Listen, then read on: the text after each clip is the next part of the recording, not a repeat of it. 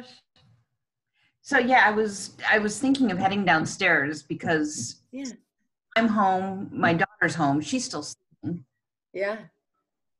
Like, how much juice do I have in my computer? And oh no, right. so were you able to get a hold of John for that informational interview?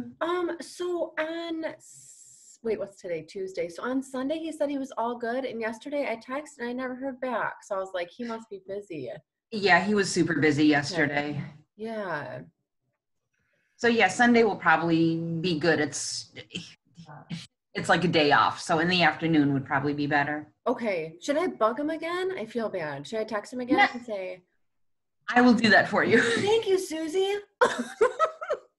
I appreciate that. I know where he lives. That's good. That's good.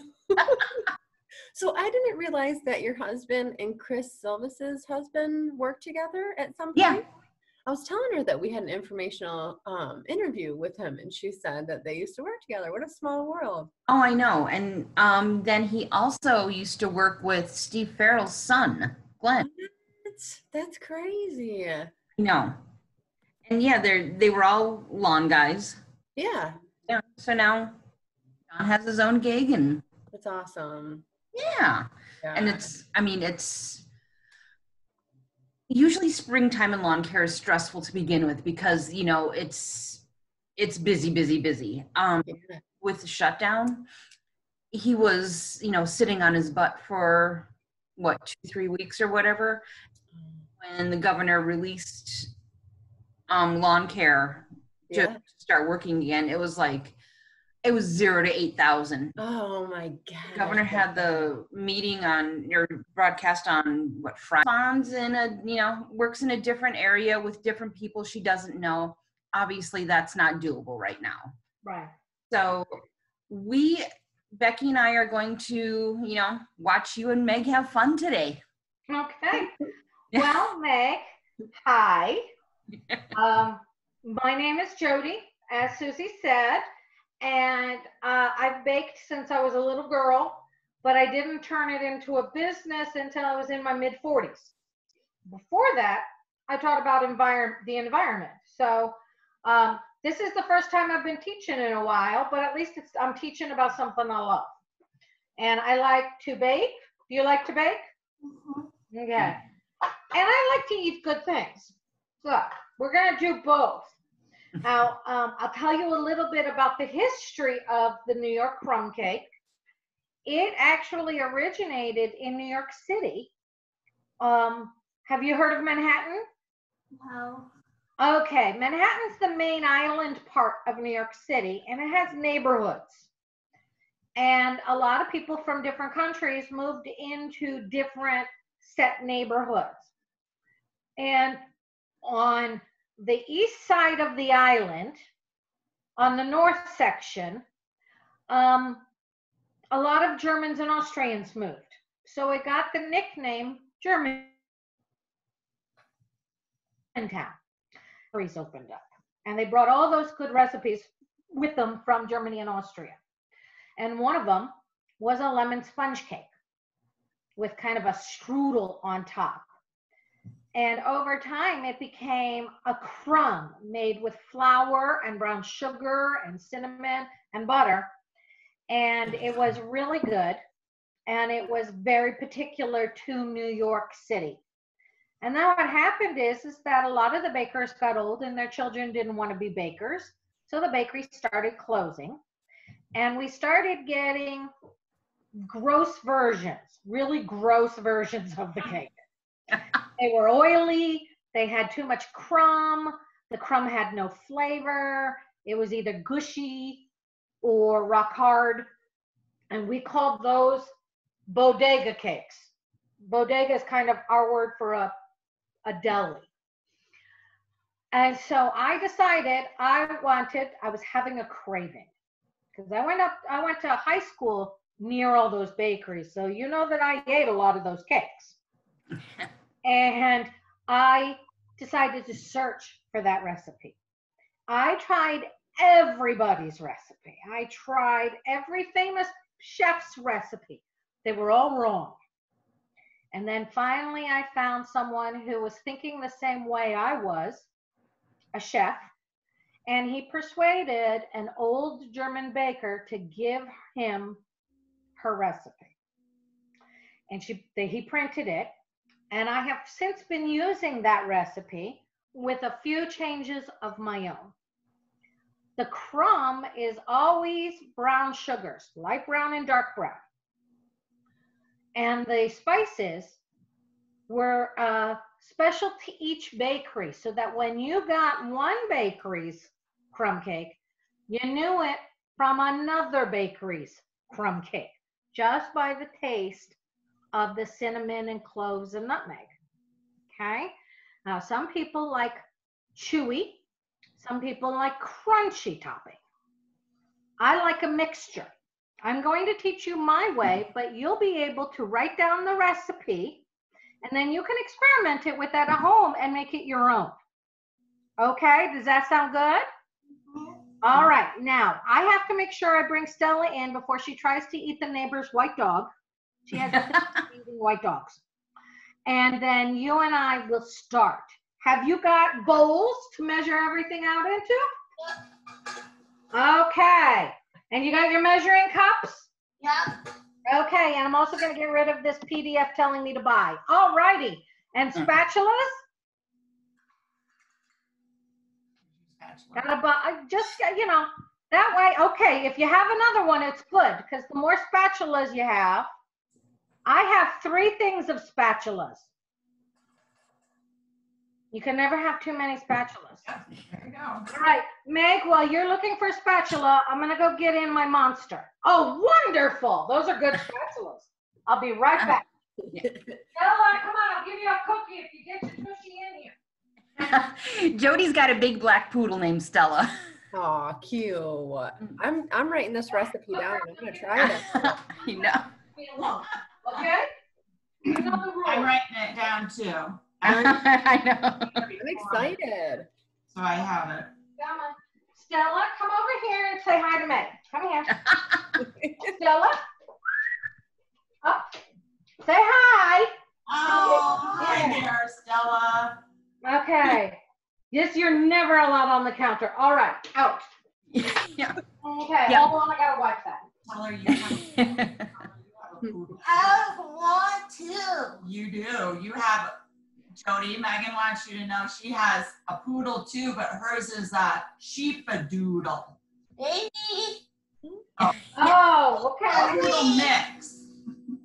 Stella, go lie down. This does not involve you. Yeah, Meg's a big dog person. She really likes, that's what she really wants to do is, you know, work with animals, or so we get to explore different paths for her to help her, you know, hone in on what she, oh, here we go. Oh, look at him. Look at the nose. He's very handsome. Cute. Okay. All righty. Come here. Okay. I usually do. She's a cook. Oh, he's crazy? That's the poodle, honey. That's the poodle part. That's poodles are nuts. But they're fun nuts, right? Uh-huh. Yeah. Okay, Meg Hunt, I'm going to show you. This is my book of recipes. And these are all my recipes that I use. My New York crumb cake is very popular. This week I have to make lots and lots for the bakery. So we're getting an early start. Now, I usually, if you were to work at a bakery, they do everything by measurement using scales like this. Okay? But we're not going to do that. Yeah. Oh, you have a scale. Do you know how to use it, sweetie? No. Would you rather, Meg, would you rather use the cups and teaspoons? All right, then. I'm going to put this over here. It's going to be my coffee cup holder for now. Okay. And we're going to do it the old-fashioned way. Now, this is the way a recipe in any good kitchen, bakery kitchen. You measure everything out first. The French have a name for it called mise en place. But you know what I say? I say it's called getting a good head start. Okay? So we're going to slowly measure everything out as we would need it. Okay, we'll get it all out. So as you can see, take a look at how I have all my stuff stored. See all this? Yeah. Right here. These are my containers, but I have giant bags of the stuff. So when I'm working, I measure from the containers and then I put them away because this is all in the way. Okay, so we're going to do that together. We're going to start with putting, do I have the right size bowl? Yes. Okay, we're going to start by getting the topping measured out. Are you ready? Yeah. So get like Okay, the first thing we need to do, oops, there it is. Ooh, I'm too short. Here we go. Okay. size. Oh, you got the same bowl. Oh, yeah, it's even got the same markings. Excellent. Yep. That's good because it doesn't move. Oh, you got both of them. Nice. Yeah. Okay. Yeah. Okay, use that one. Okay, Meg. First things first, we're going to get the flour. Do you have flour? Yep. Okay, now I see, like you put it in a container. Okay.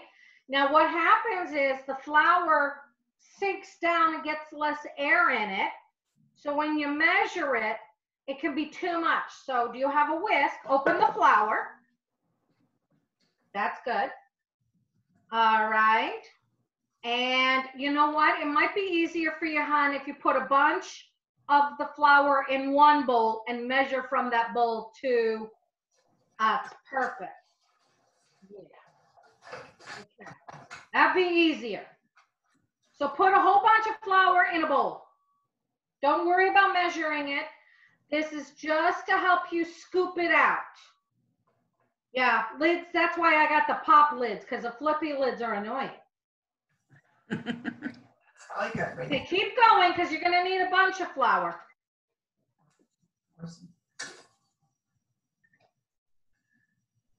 Perfect. Perfect. All right. And you can put that aside because you don't, just, all right. Now, one of the things you got to do is loosen up the flour a little. So you take your whisk and you just loosen it up. That's perfect. Look at that. You're like a pro already. This means that when you do this, that's it. Okay. And that helps get it from being too heavy. Okay. Now, what we're going to do. Jody, can I interrupt for a second? Huh? Can I interrupt for a second? Sure. Do you do that rather than sifting your flour? You do this before you measure. Okay. And then if it says to sift it, then you can whisk it again and add a lot more air. Okay.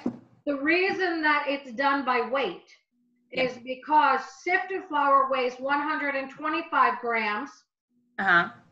If it says 1 cup of sifted flour, you want to sift it before you measure it. I know that I can skip that because I know exactly how much a cup weighs. If it says 1 cup sifted, then you can put it in the bowl and give it a good whisking. The whole idea is to get air in there. Yep. Okay. Okay, Meg, that's really good. Now, get your empty bowl. Okay, you're going to need a 1 cup measure.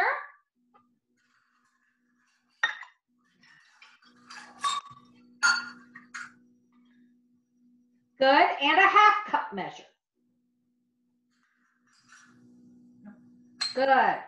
All right, and this is the Julia Child way of measuring flour, called a dip and sweep. Are you ready, sweetie? Yep.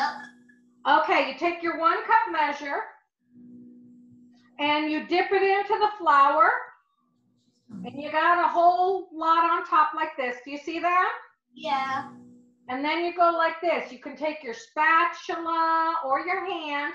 I like to use the handle of your spatula. And you go, woof, and you take the lump off. And then you put it in your empty bowl. Oh, that's good. And the handle of your whisk or a spatula is perfect. And swoop it into the bowl. Excellent. And now dump that into your clean bowl. All right, hon, that's great. Now you're going to do that again. You're going to do one more 1 cup, one of the big cups, so that we have 2 of those.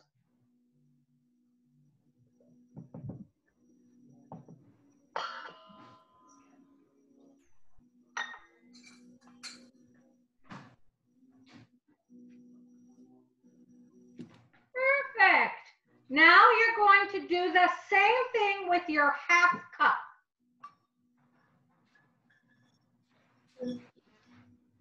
Yep, I know, you get flour everywhere, don't you? Okay. Okay, and you swoop the top off, and you put that in your bowl.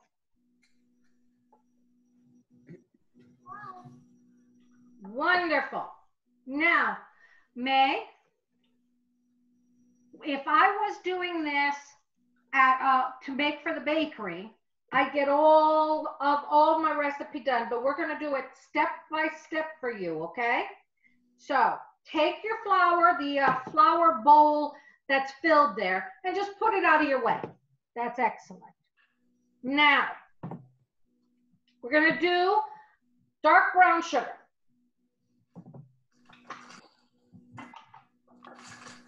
Okay, and for your dark brown sugar, we need a 1/2 cup and a 1/4 cup. And I'm surprised you guys got dark brown sugar. You're very lucky. We were a little nervous about it. I already taught you I'm actually going to be making my own brown sugars today. It's just easier. Yeah, our grocery store has been depleted of flour and a lot of things. So. Oh yeah, I had an argument with the manager of Costco. Okay, okay, yeah, you want to open the whole top of the bag, so let your mom help you there. There we go. Okay, now Meg, you're going to take your 1/2 cup measure. Where'd your 1/2 cup go?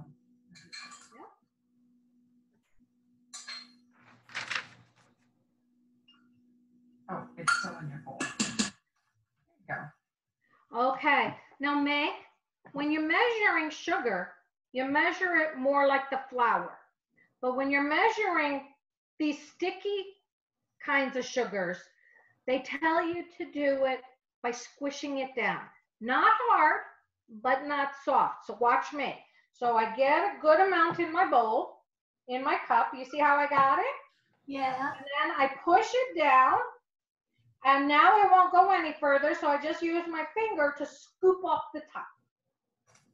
And then when you feel it, it will feel firm but not hard. That's good. Yep, you can use the side of the bag, just like a pro. Okay. Now, and then you level it off. That's perfect. And dump it in with the flour that you measured.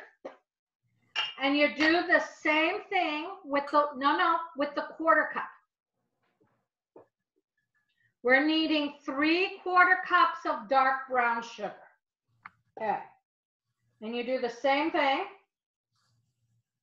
Perfect. Okay. Excellent. Now, when you're baking and things get on your counter and get messy, and you don't need it anymore, you put it away. So you don't need the dark brown sugar anymore. So you put that away. Okay. All right. Okay, Meg, now we need the light brown sugar. You can see I go through a lot of light brown sugar. Okay, Meg, you do the exact same thing. 1/2 cup and 1/4 cup of the light brown sugar. Yeah, because that's pretty packed out. Can I help you? Yeah. Oh, if it's packed down, Meg, you know what I do? You use a spoon like your mom or a fork. Loosen it up a little bit. Okay. Yeah. That happens to me all the time. Meg, this is what I do. Watch. I go like this. Okay. Exercise. Yeah. I get a lot of exercise, but I'm still round. Okay. All right, sweetheart. So 1/4 and 1/2, which will equal 3/4 cup of the light brown. And just so you know, the dark brown makes it crunchy, and the light brown makes it chewy. Are you getting it? Or do you want to put it into another bowl? And if you don't want to get your hands sticky, you can use a spoon. It's okay. Push it down. Make sure it's a little firm. Oh, that's good. That's excellent. A little bit more because it indented there. Yep, just pull it out with your hands. Push it down. People don't realize you get to use your hands a lot when you bake.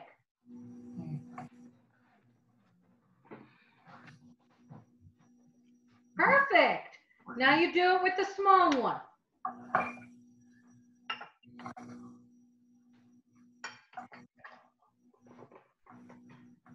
Smush it. Add a little bit more. Good idea.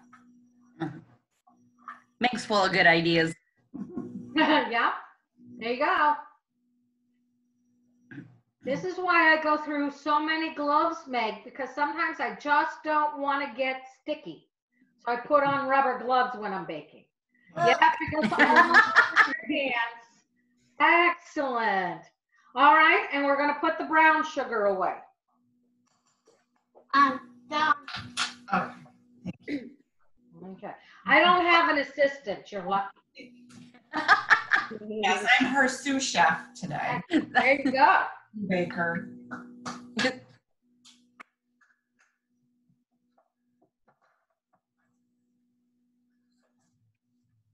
Yeah. Mother told me. That, hey, you know, Meg, before I had to stay home, I had a friend named Maddie who would help me. But he has to stay home, and I don't let anyone but Stella in my kitchen right now. So I don't have a helper. Now, are you ready for the next thing? We're going to go in order of what's on my list. The next one is salt. So you get out your salt. Okay. And you get a half, oh, that's it, yep. Now, go through your, yeah, you can see, look at all of mine. I have doubles of everything. You want to look for a half teaspoon. Got the teaspoons out, didn't I? No. You see them? Somebody put them away. Okay. What the heck? Okay, yep.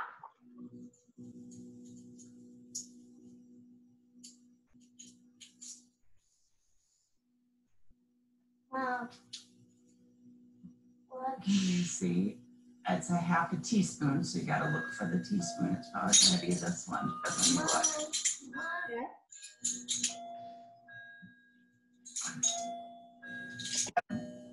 Okay.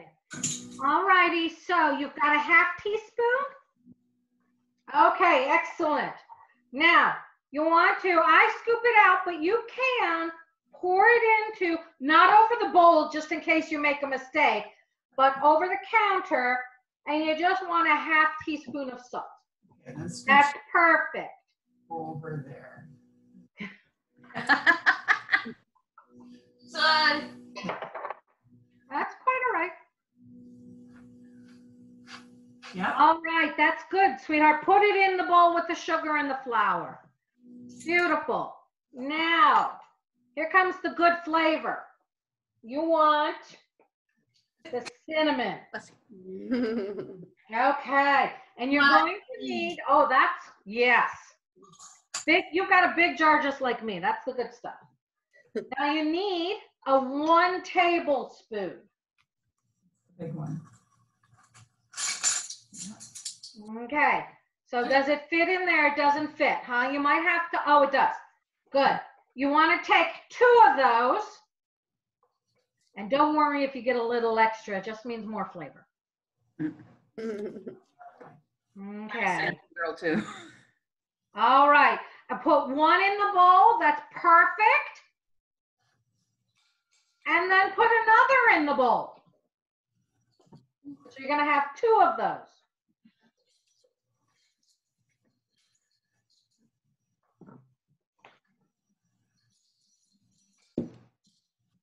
Wonderful. Okay, and you can put the cinnamon to the side.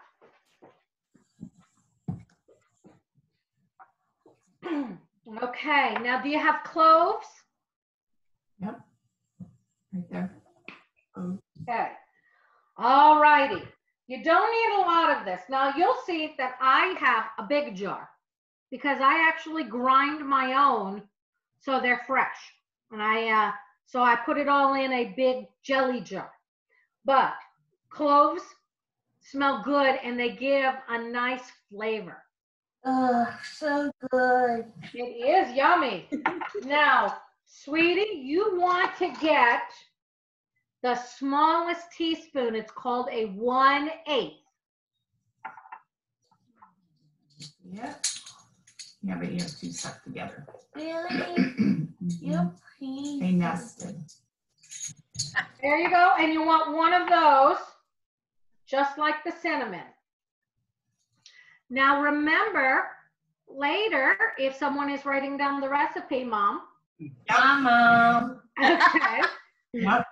You can always change the spices. I know people who like nutmeg also, or more cloves. It's up to you. So when you're done, you put that 1/8 teaspoon into the bowl. Okay. Okay, that's good. Now, Meg. All right. Now, Meg, you want to get the brown sugar and the cinnamon and everything mixed into the flour. So you can use a spatula or you can use your hands. It's either or. Yes, just like that. That's good.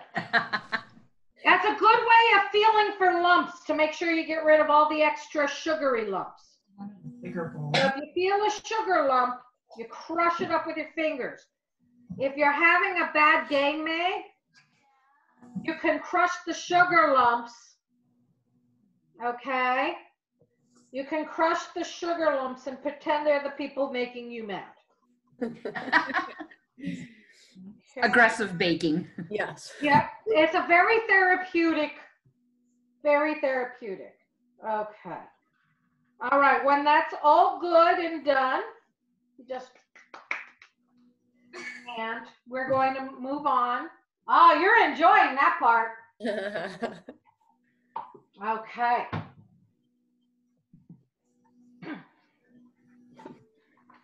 Okay, is it good mix? Yep.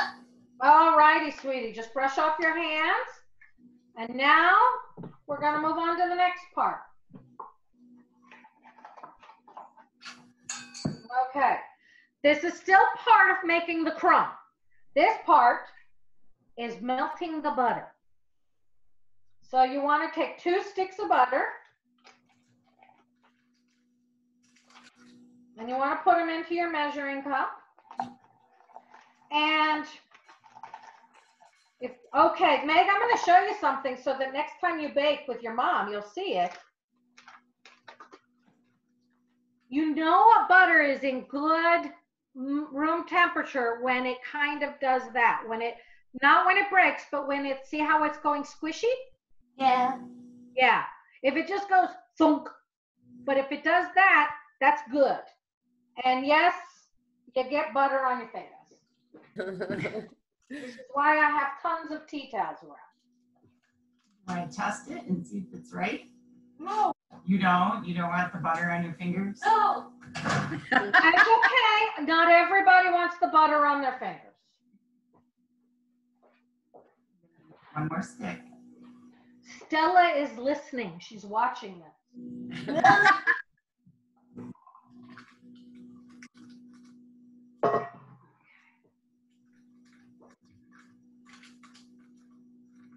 If you want, sweetie, you can always use a knife and cut it into pieces. You don't have to touch it.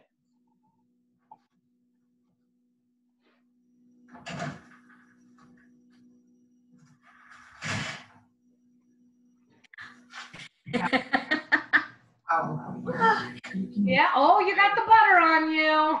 Okay. All right. Now, Meg, I don't know how your microwave works, but you want to melt this until it's liquidy, okay? So on my microwave, that's about 30 seconds to 1 minute. So your mom will know how strong your microwave is. So we're going to melt the butter. Susie, we need smell-o-vision, I know. right? it smells really good, I'm telling you. Yay. Start mixing up the cloves, it's like, woo. Oh, I bet. These are very popular. Someone just asked me to make a bunch for them, aside from the market. Nice. Oh. The farmer's market's going to be crazy. They've got security, gloves. I have to find a sneeze guard. Oh gosh. Wow. So Meg, while the butter is melting, we're going to put the top mix to the side. Okay. And we're going to get another bowl. Because while we're doing this, we're going to get everything ready to go into the mixer. Are you ready? Okay. So this is going to make the cake part. So what we want is to get back the flour. Honey.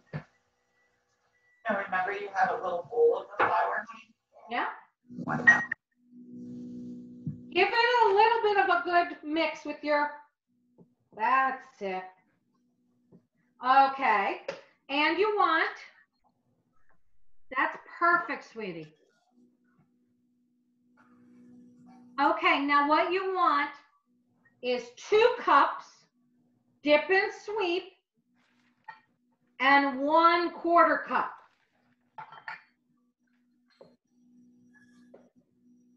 No, this is your 1/4 cup right there.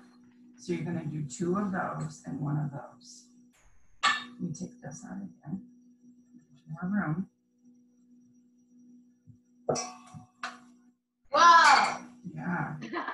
Sometimes it happens. Sometimes when I'm measuring it, I don't pay attention and I'll end up with a whole bowl. Okay, and you put it in.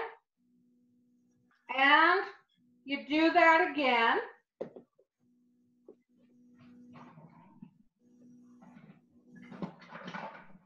Now, if you were fancy like Julia Child, you would have one of these.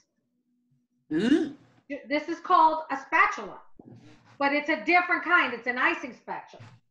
So I use a regular. That's it, honey. You want 2 of the big and 1 of the small. So 2 1/4 cups.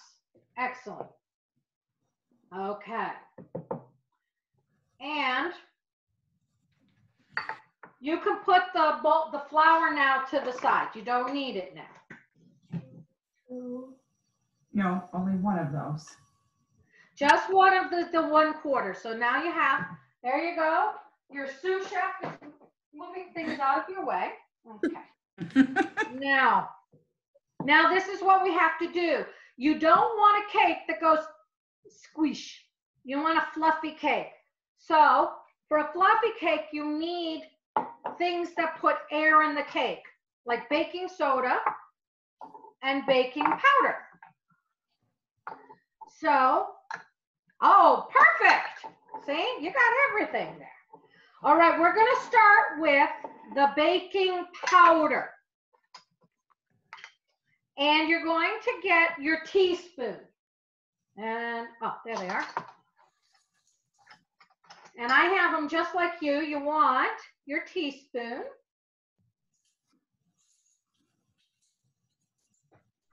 That's a tablespoon, honey. There's a teaspoon right there. Okay. And you can use your finger for this. You're going to go in and you're going to scoop out 1. Oh, you have a fancy lid for scraping. Okay. Put 1 in your bowl. Of the baking powder? Of the baking powder. Okay. You put 1 teaspoon of baking powder. Again, another teaspoon of baking powder. So you have 2 teaspoons of baking powder.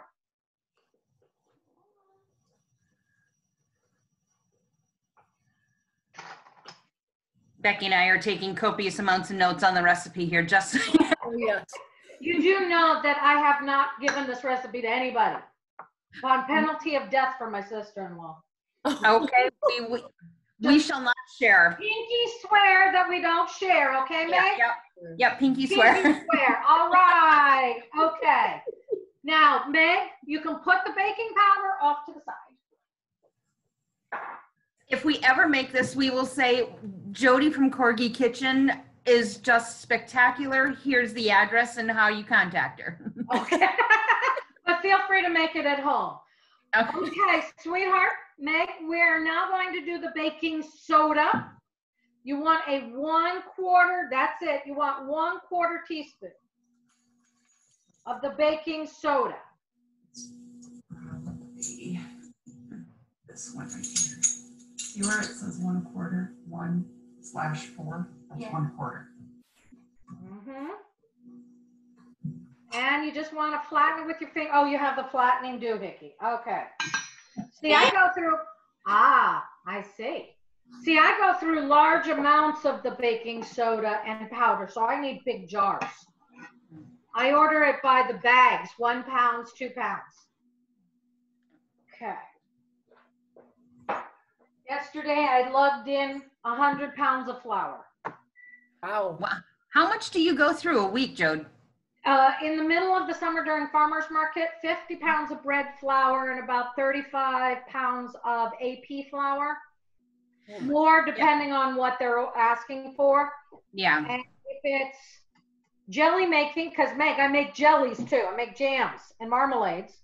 So if you want to learn how to do that, we can do that another day. But I bet your mom knows how to do that. I can go upwards of 50 pounds of sugar. So, Wow. yeah, I try to get them. That's why I was arguing with the Costco manager. I wanted 2 25-pound bags because they're easier to lift, right, Meg? Yeah. Okay, but she said no. I couldn't take 2. I was only allowed 1. So I had to buy a 50-pound bag and figure out how to drag it into the house. The bread flour, I have to use high gluten because my breads are enriched with butter and sugar and all kinds of yumminess. Okay, now Meg, we're gonna move on to, you want a 1/2 teaspoon, that's a 1/2 of salt. And what, oh, there. 1/2. Yep. The next one. Add this one in there. Yep. You're gonna, oh, look at that. Now you're going directly over the sink. There you go. Good idea.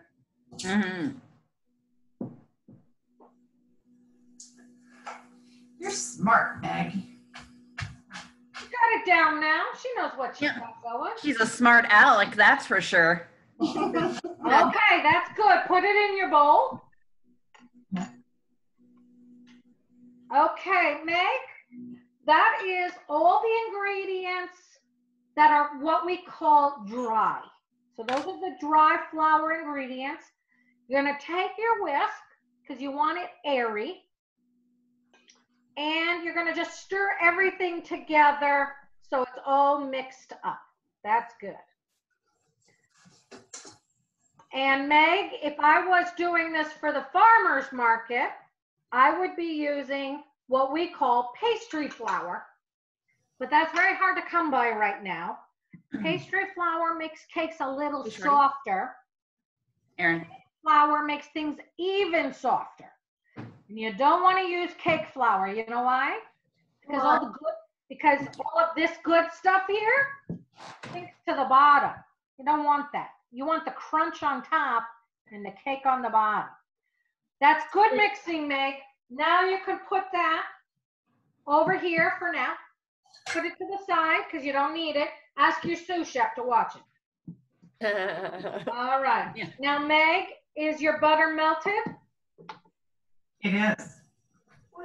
It's right behind you. There's no sugar in that dry mix, correct? No sugar in the dry mix. We're going to start this by the creaming method. Ah, I get it. Okay. Perfect. Looks just like mine. There we go. Now, Meg, what you're going to do is put it on the counter. Do you have your vanilla? Yep. Because there's a lot of vanilla in here. You're going to put a 1 teaspoon and a 1/2 teaspoon fresh out of the bottle. Perfect.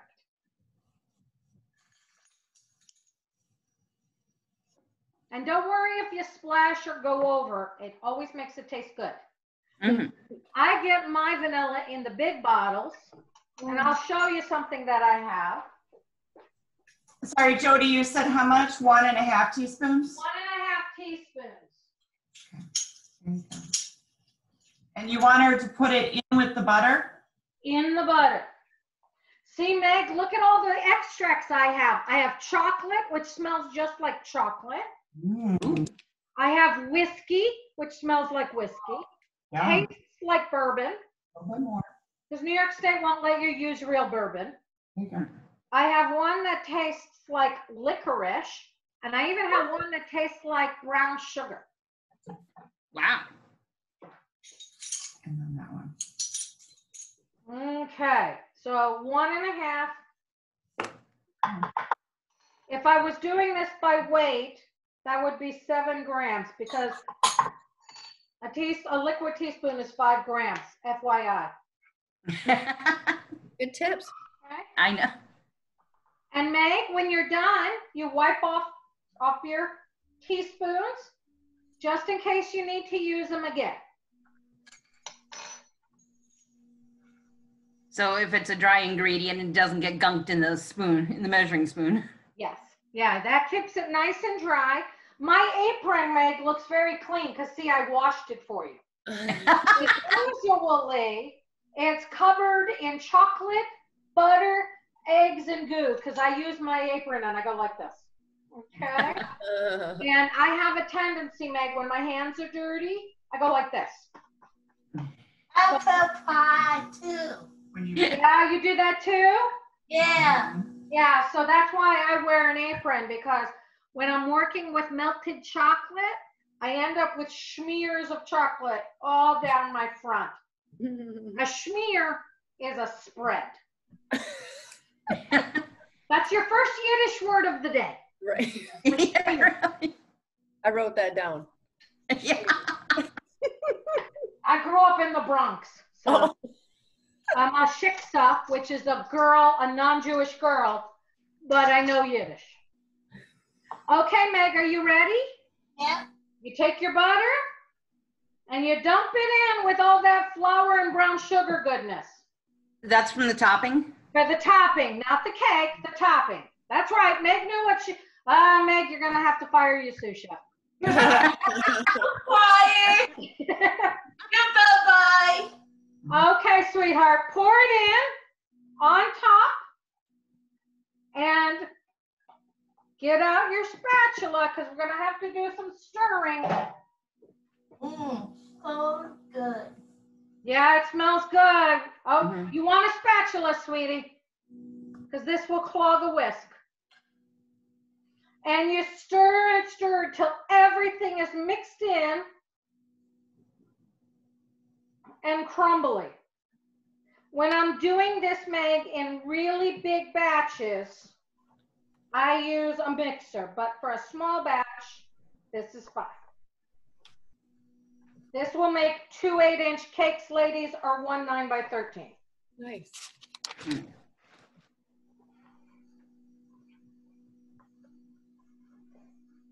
Mom, see? Yep, keep going. It's getting crummy, but get the, Yeah, you don't want any white from the flour to show, Meg. oh, you got some more mixing to do then. This is good for your arm, Meg. It makes it strong. Yep. It's arm day, Meg. Mm. Meg, when I am done at the end of the week from baking all my breads, My arms are so tired because I roll and I pound and I mix. Okay. Normally that's when I'll see posts from Jody online about needing a bottle of wine and some relaxation. Exactly. Okay, now this spatula is still fine, so you don't need to wash it. It's okay. I'm gonna just put it on a towel so it doesn't dirty your counter. And Meg, can you see? This is what it should look like. Let me see your bowl.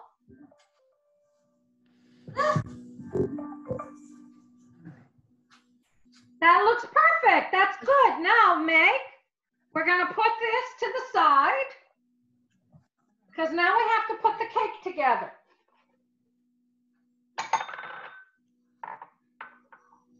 All right. We're going to measure out all the different ingredients that have to go into the measuring bowl. So, first things first, since it's the messiest, get your sour cream out. Oh, wait a minute. You don't have double sets. So, get out another small bowl because we have to do the sugar first. Because once the sugar's done, then you can get your measuring cup. Yeah. See, the thing is, Meg, I have lots and lots and lots of these.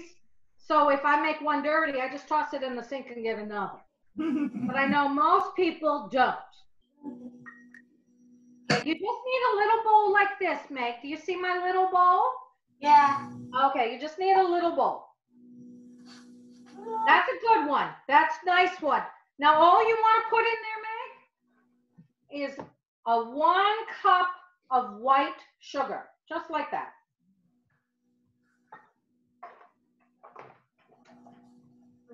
Ooh, nice big container there, Meg. Yep, that's your 3/4 cup. Where'd your 1? It should say a 1 on it, sweetheart. That's it. You just want 1 cup. You have to keep it a little bit towards you. There you go.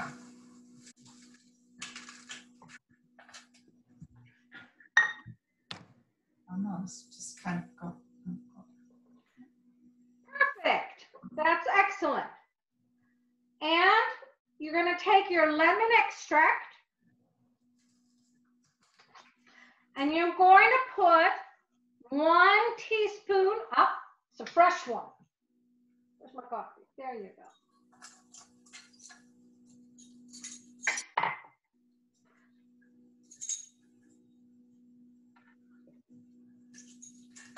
Yep, you're going to need the 1 teaspoon. Oh, that smells good. Okay. When you get your 1 teaspoon, you want to do it over the bowl, sweetheart. 1 teaspoon is right here. It's dusting.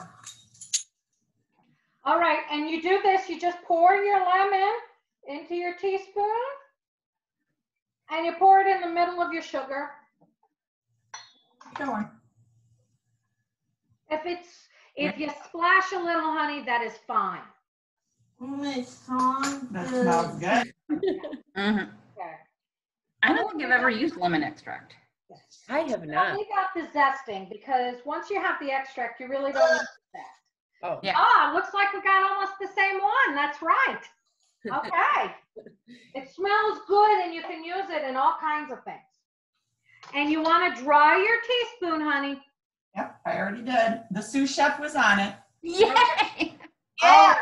Now, Meg, you're going to take your sugar and put it off to the side. And you're going to need another little bowl. I use like this kind of bowl, like a little cereal bowl, or there we go. And there you go, an even tinier bowl. Now, Meg, you take your sour cream. You get your sour cream. Do we have the same sour cream? We do. Heck yeah.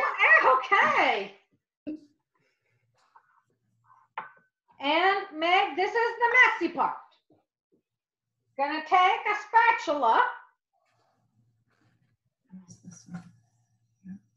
That's okay. You can use that spatula. And you're going to fill up the 1 cup. Dog hair, sorry. Oh, don't worry. Oh, yeah, that's kind of normal. I am constantly vacuuming. I miss my little corgi, but I definitely don't miss the hair.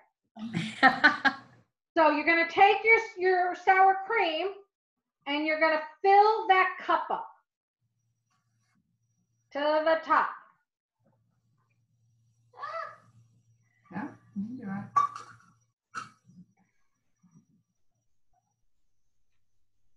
Really? Mm-hmm. Take your time, Meg. Yeah. This stuff is messy. The part that's on the side of it, you scoop that in there, yep. Go back in, get some more.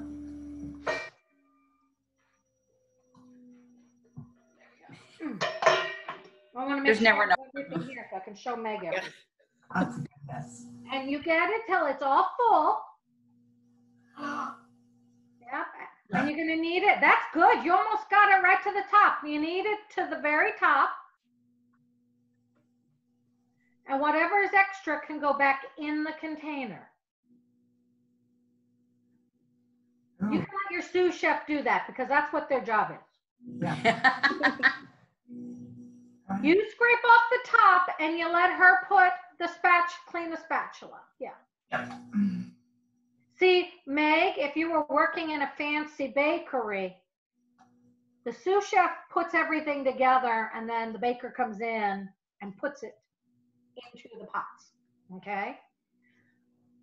Okay, no, Meg, put it in your little bowl now. You take your spatula Yep. Here. and you scoop it into your little bowl. Spatula is good. Okay. And then you can put your cup in the sink.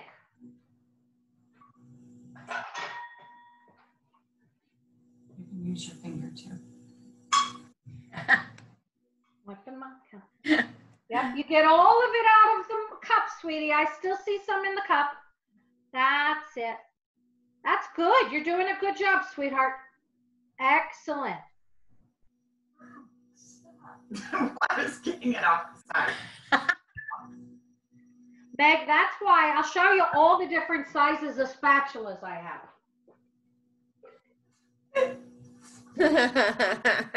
Baking is a messy process. See, Meg, look at all my different size spatulas. Oh, I love the polka dot one. Yeah, I don't know where I got that one. But these are heat resistant, so you can leave them in a thing of jam. Yeah. While it's baking. So I have tons of spatulas. And I even have wooden spoons, Meg, just like my mom used to use. Okay, and now, Meg, you put that just to the side. And if you have your measuring cup or a measuring cup, like a small one, see, I have this one. No, I mean the glass one, like one with a spout and a handle. A liquid, that's for liquid. Yep, you can use it, and don't worry about the butter. The more butter, the better. Okay. Okay, so Meg, you want your eggs. And they should feel, well, your mom told me that yours are fresh farm eggs. Yeah, they still have poop on them, so we have to wash them. Okay, wash your eggs, Meg. I'm going to pour myself a little more coffee. My mother. I have about 10 hours of baking to do today. We have green eggs. Ooh. Oh, I get those sometimes at the farmer's market. I'll swap for a thing of bread. Yeah, Yes. those are nice eggs. My body. Chicken. Yes, definitely nice chicken eggs. I Yeah. wish I had chickens. Yeah. Did you get them from your brother, Meg? Yep. Yeah. Does he have chickens? Yes, a lot. A lot of them. Could have duck eggs or turkey eggs, but we have chickens today. Duck eggs are good if someone is allergic to chicken, But because they're larger, you do have to remember to change out the volume a little. Yep. I have done that before. Yep. Meg's brother is a cook up north where they live. Your brother's a cook? Well, he's a chef chef. queen. Yeah, that's hard business being a chef. It is. Lots of time on the feet. Yes. All right, you have your 2 eggs? Yep. Okay, I'm going to show you. You see this? A lot of people don't do what I'm doing. Just a lot of people will crack it on the side of the cup. You don't do that. And I'll tell you why. The outside of the egg is where all the bacteria is, not on the inside. So if you crack it like this on the side, you might get some bacteria and some eggshell inside the cup, which then goes into the mix. So this is the way a very famous chef named Jacques Pepin says you're supposed to do it. You tap it on the counter, and then you open it into your cup. That way, none of the bacteria from the outside goes into the cup. No broken shells, none of that. So I want you to take your 2 eggs and put them in your measuring cup. Just tap, not too hard though, because if you do it like I do, sometimes you end up with egg on the counter. Okay. I'm going to run to the restroom quick. I'll be right back. Okay. Perfect. Perfect. That's excellent. Yep. And then you can put them in the, that's why I always put my little eggs in a bowl, so I can throw them off to the side.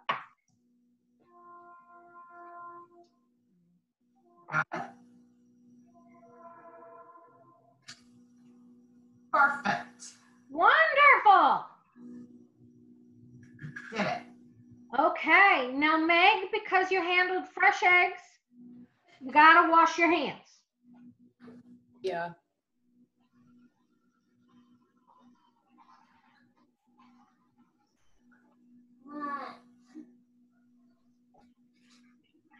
Trying to get caught up on the recipe. I was too busy gawking, and then Walking? I was gawking, and I didn't. And now I'm trying to write down the recipe. I think I got. Oh, well, I think Susie has the recipe. Yep. Yep, I'm working on it. All right, there we go. All righty. And you know what? No matter what, I still got egg in my, I still got shell in here. So let me. Uh-oh. Yeah. See, it's nice to see that even the pros will Oh.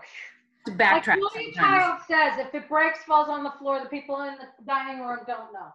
Yep. That's why I like to use these green eggs, because then I can see the shell very easily in there if I lose Oh, yeah, that's why I always crack them separately into it.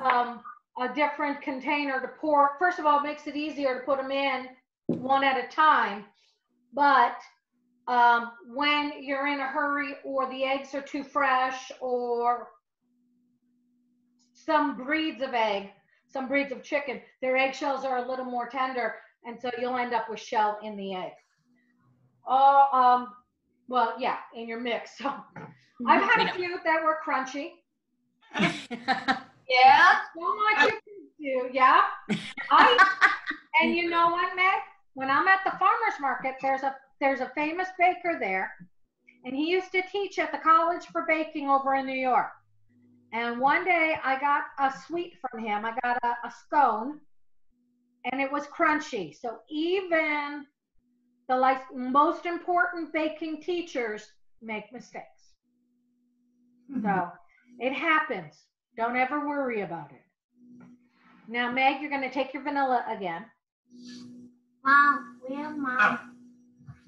Oh. Okay. Yeah, Mom. There you go. Not done. You're not done with it. All right. Okay, yep, we add a lot of vanilla. And Meg, you're going to take your teaspoon. That's the one. Good. Okay. And you are going to put 1 teaspoon in with the eggs. And that just makes it easier than trying to measure it into the big mixer.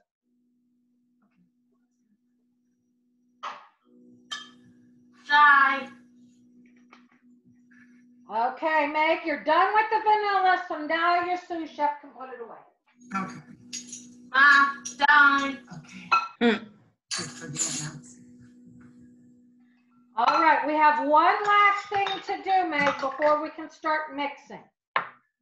You're going to take your 2 sticks of butter. And you're going to see, yep, okay, you see lines on them? Yep. Okay, those are the tablespoons. So you need 1 whole stick. And you only need, I'm double checking because I have it by measurements. That's it. 2 tablespoons. So you're going to get a sharp knife, a little sharp knife, not a big one. Just kind of like. Yeah. Yep. Got it. Perfect. And you're going to cut off 2 tablespoons to use. 1, 2. So you can keep that one. So it will look like this And instead then of 2 sticks. 2 tablespoons. Right here. That's, yep, you want 10 tablespoons. So 8 plus 2 equals 10. Yep, that's it. Where do you want her to put that? Okay, now let me move my mixer out so where Meg can see it. Okay. Get everything arranged. Okay, Meg, this is my small mixer. And I have one that's even bigger behind over here. Is hers red too? Okay. We have a red one. Oh, see, you like red, but Meg, do you see who I have on this one? Look at this. Look who I got. Aw. Oh, look your monster. Okay. Okay, Meg. What you want to do? I cleaned everything in the dishwasher last night. So. Okay. Okay, Meg, you put the butter once your mom gets it, into the mixing bowl. Mom. So you're gonna put 10 tablespoons of butter in the mixing bowl.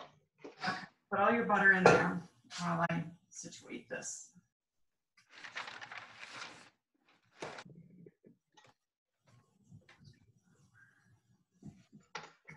Are we finished with the flour? We're finished with everything. Now we're gonna put it all together. So I will wait until you guys are ready and we're going to start mixing.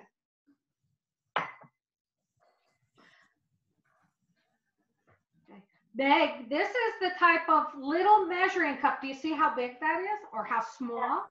Yeah. When I bake a lot, I use lots and lots of vanilla.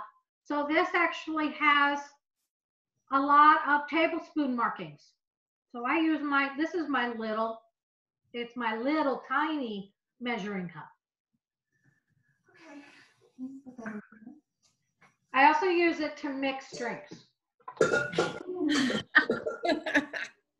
Coffee drinks. Yes, coffee drinks. That one.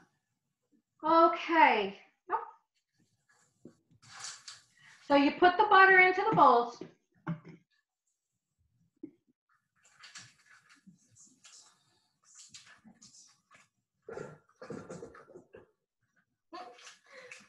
Mom. Yeah, you touched it with your fingers just like a pro.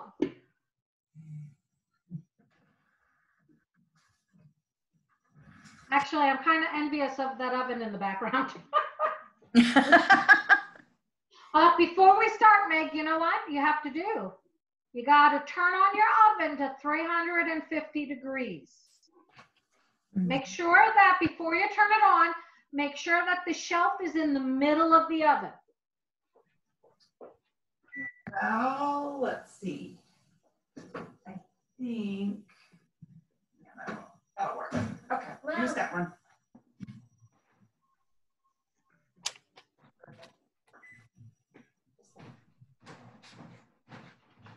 I don't know if you can see, Meg, but I've got 2 big ones back here. Oh, yeah. Yeah. It's the only reason I rented this place.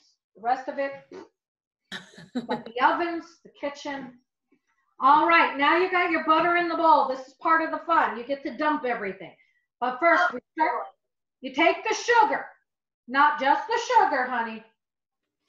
Take the sugar and make sure that all the sugar is in the bowl. Double check to make sure. Some on the side too. Okay.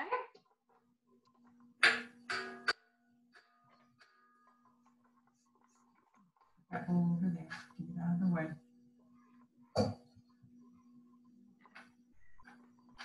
All right, now you want to put down the top of your mixer so that the spatula is in the bowl.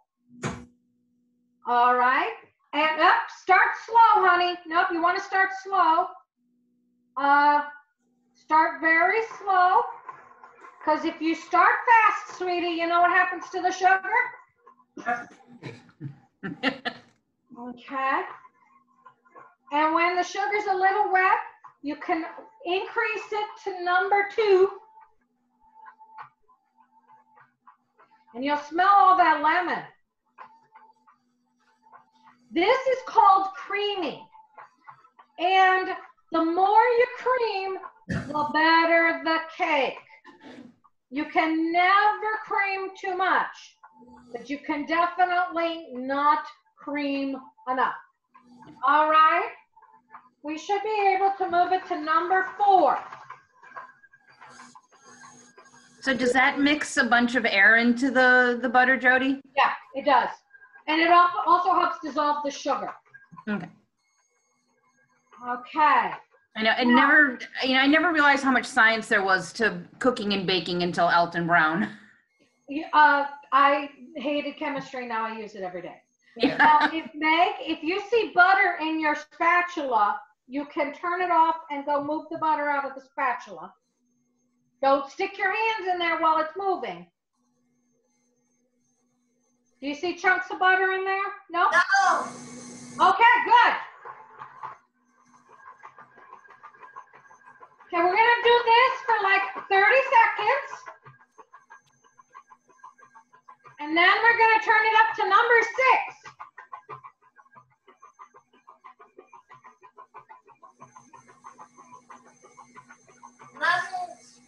Good. Okay, are you ready, May? Turn it up to number 6. And you'll see it's gonna start getting fluffy. And we're gonna let that go for like a whole minute, even more. The fluffier the butter, the fluffier the cake. Okay? Now, I have a big one. I'm only doing 1 batch. So, what I have to do is occasionally scrape the butter because this is meant for bigger things.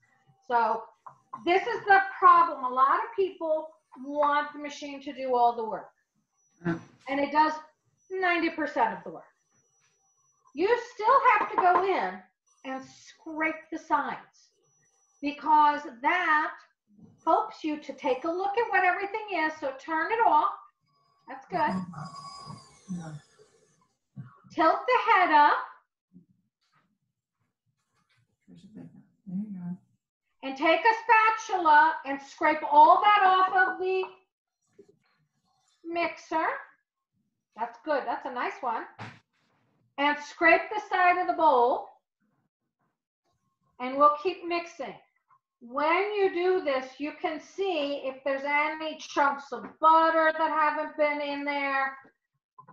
This is why you're supposed to do this. You can, when I'm making chocolate stuff, I can make sure that the chocolate is totally mixed in. Because if it's not, you get an ugly cake. That's good. And when the butter and sugar is in a big pile at the bottom of your bowl, take the spatula out, make sure there's nothing on it, scrape it on the edge of the bowl, and then push that bloop into the bowl, and that's a technical term. That's good, girl. And you put your mixer head down again when you're ready. And then you lock the mixer, yep. You slowly increase it to number 6 again. Oops, it helps if I lift mine. All right, and we're gonna let it get very fluffy now. 1 more minute. So, you can smell, it smells lemony, doesn't it? Just wait till you put everything together. This is the part that is part of baking, it's waiting. That can be tiring. Yes, the cool cake completely is the longest measure of time. I have to turn my volume up because I can't hear anything with this mixer. I have to find the volume. Yeah. Oh, Meg's a mess again. Messy. I found it. Oh, you can look at your hands. You look like a pro. Yep.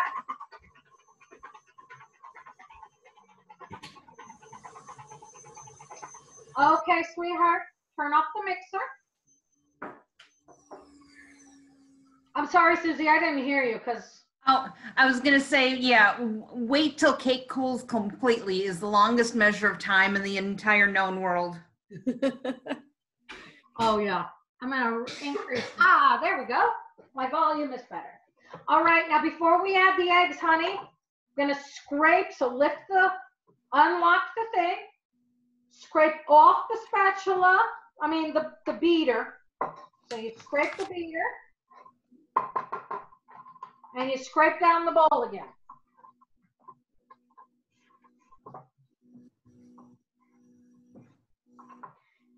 And it should be fluffy, just like that.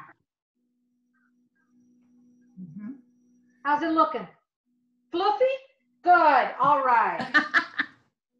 You can even do this for longer, but I find that if you do it too long, the cake has too much air in it. Perfect, look at that. Excellent, Meg. If it has too much air in it, then all the topping sinks to the bottom. So, okay, when you get everything into the center of the bowl, let me know when you're ready.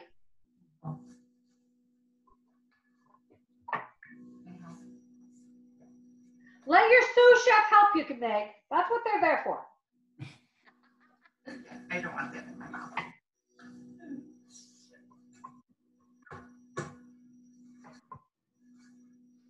I'll try and do it. See how I scrape and then just do that. Because if you just keep scraping and scraping, it just gets clogged onto your spatula. And Meg, you can always scrape your spatula on your beater too. Because you know it's going to go right back in. Right? Yeah. Or you can cheat like me, Meg. And you get another little spatula and you go scrape, scrape, scrape. Oh, my other ready. Whichever way makes you happy. All right.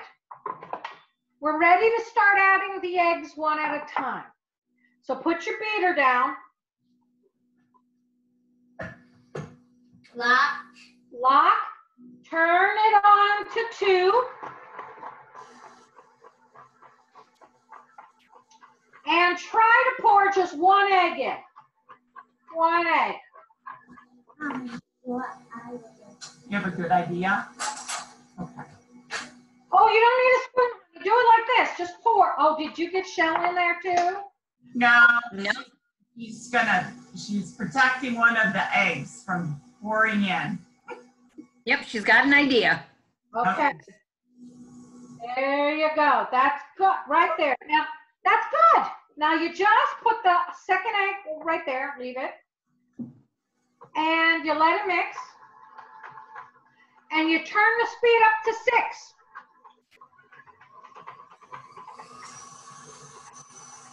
You let that mix in the sugar.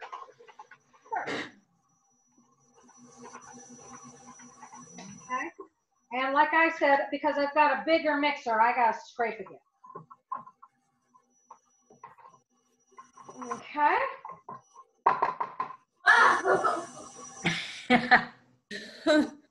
Did it splatter you? No. Okay. All right, turn your mixer off or down to 2 or stir. Turn it to your low level. What's the number 1? And pour in the other egg.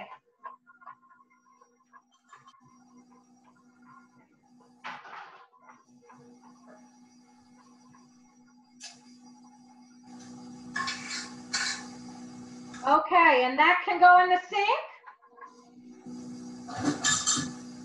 Good girl. And you want to turn that up to number 4 or 6 and just get it all mixed in.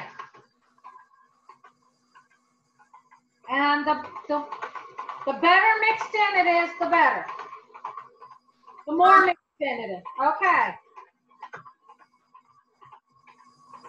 So, does it look like a cookie mess at the bottom of your bowl?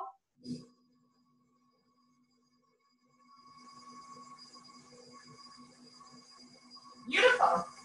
There we go. Now turn off your machine. Give everything a scrape down again, just like your mom showed you. And we're ready to put the cake together. You have now mastered the creaming method, sweetie.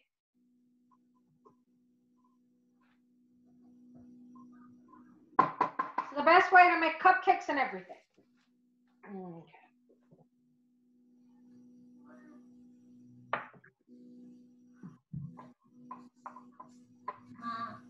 Are you scraping? Yeah. Okay, perfect.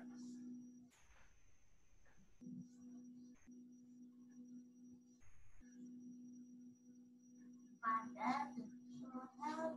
Your dad's gonna be happy. Yeah. Yeah. And it freezes really well too. That's perfect, Meg. Scrape off your spatula. That's, oh, just like a pro. Look at that. Good girl. Okay.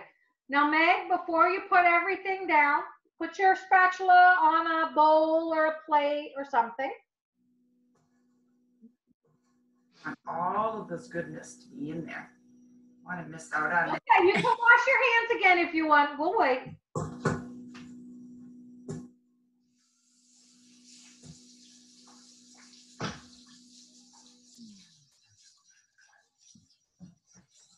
Okay. That's probably good, honey. Yeah. Yes.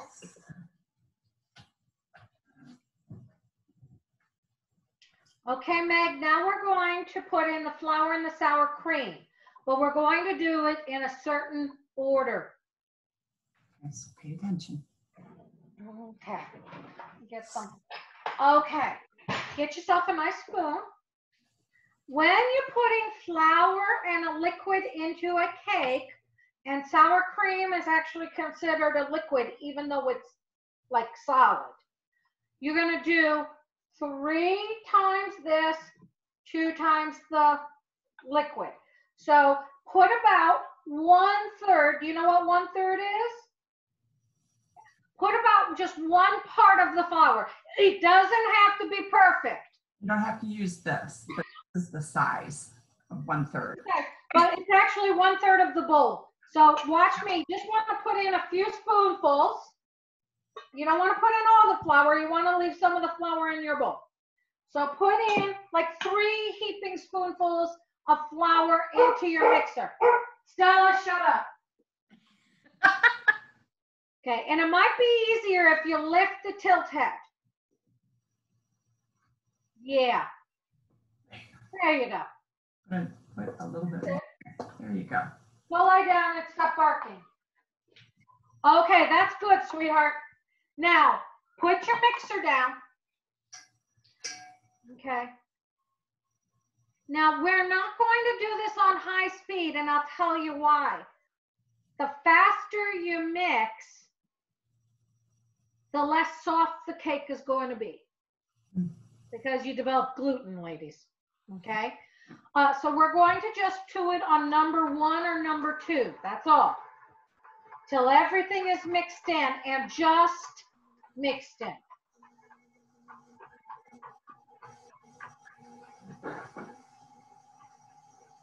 Okay, when it's all mixed in, you turn off your mixer. Don't have, I bet you it looks good. And you don't have to scrape anything. You just want to lift the head because it makes it easier for you. That's all. You don't have to scrape right now. Now you take your sour cream and you put half of your sour cream into the bowl, into the mixer bowl. Perfect. Yeah, about half of it. Eyeball it. Meg, you don't have to be perfect here. You just go with your gut. Yep, that's good. Okay, and then we mix on number 2 again.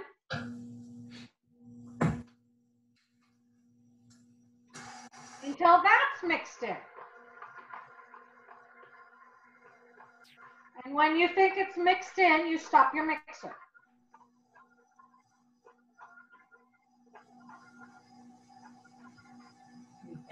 It's okay if it's a little streaky.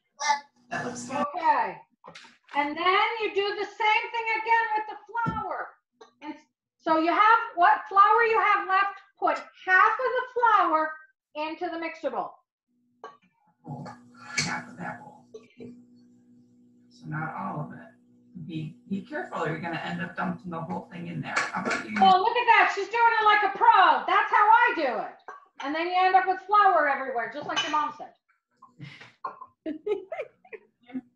Sometimes I'm in a hurry, Meg, and I just dump, pour, and I get stuff in.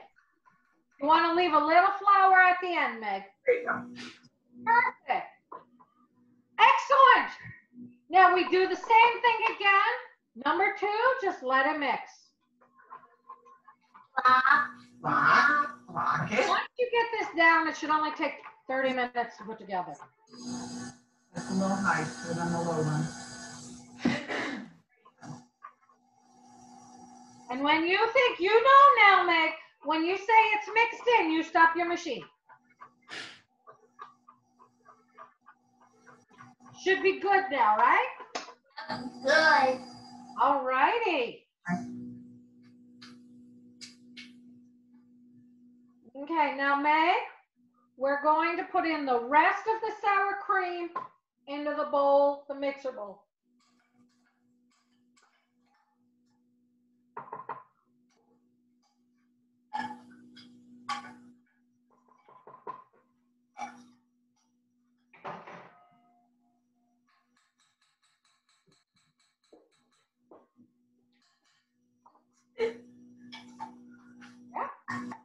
And you put the bowl in the sink and then you wait until it's time to do dishes.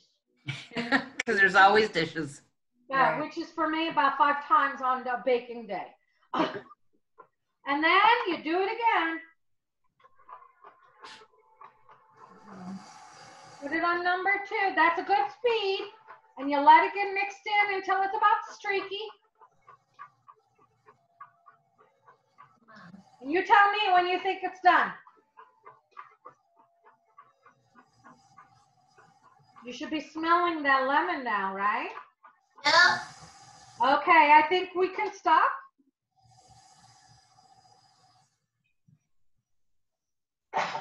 Open it up. Lift your lid. All right, Meg, we dump in the rest of the flour.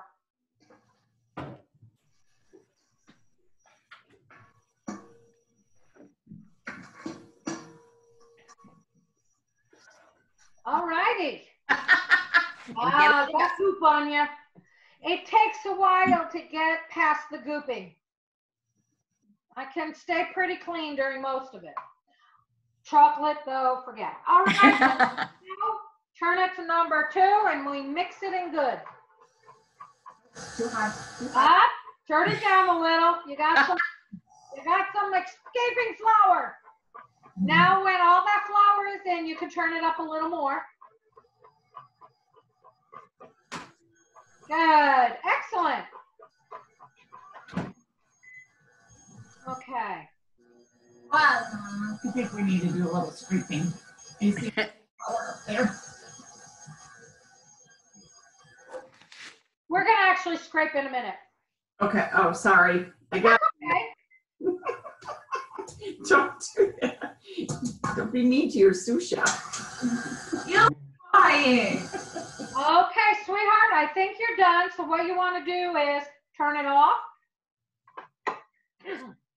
Lift up. Now you want to take your beater off. Yep. And watch. Then you see I have the same thing. You're going to scrape all of this. Your mom should show you how to take the beater off, unless you already know. Yeah. Then you scrape all that goodness right back into the bowl. Okay. Mom. I'm not in town.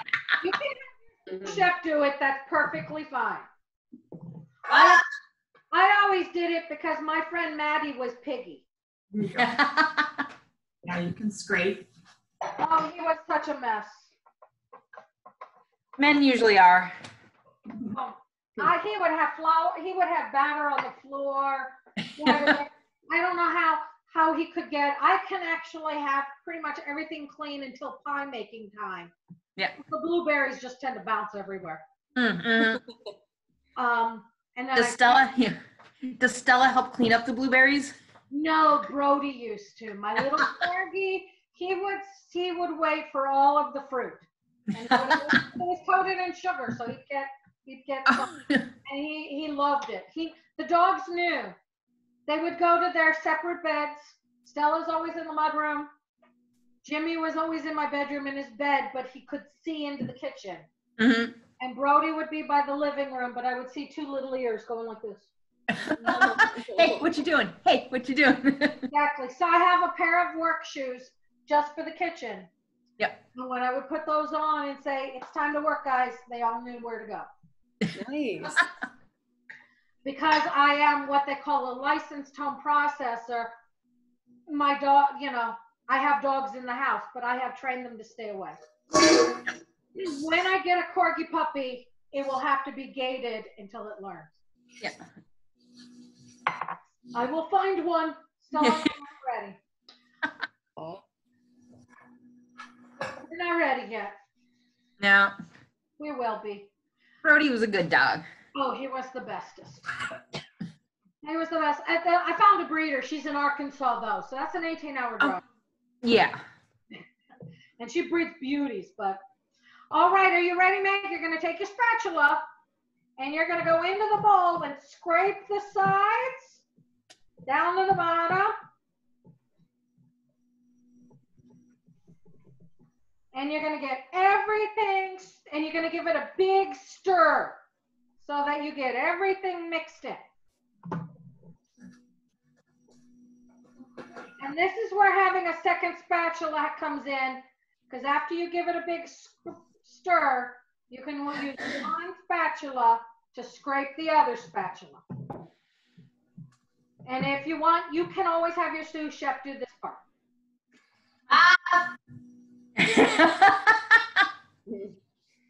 That's good, sweetheart.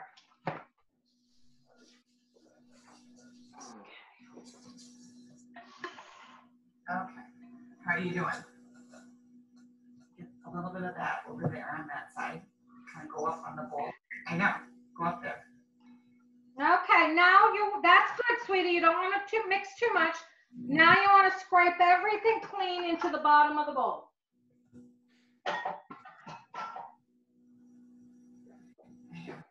Why don't you go wipe your hands off now? I'll finish this part up. Okay. Now, what size pan are you guys doing this in? You have a 9 by 13. Okay, I'm doing this in 2 cake pans, so let me get some parchment ready. I ran out of my circles, but so I have to make circles. I usually do this into parchment. Can you guys give me 1 second? Just give me 1 second. My parchment baking dishes may have arrived. Right back. Okay. I'll be right back, Meg. Okay.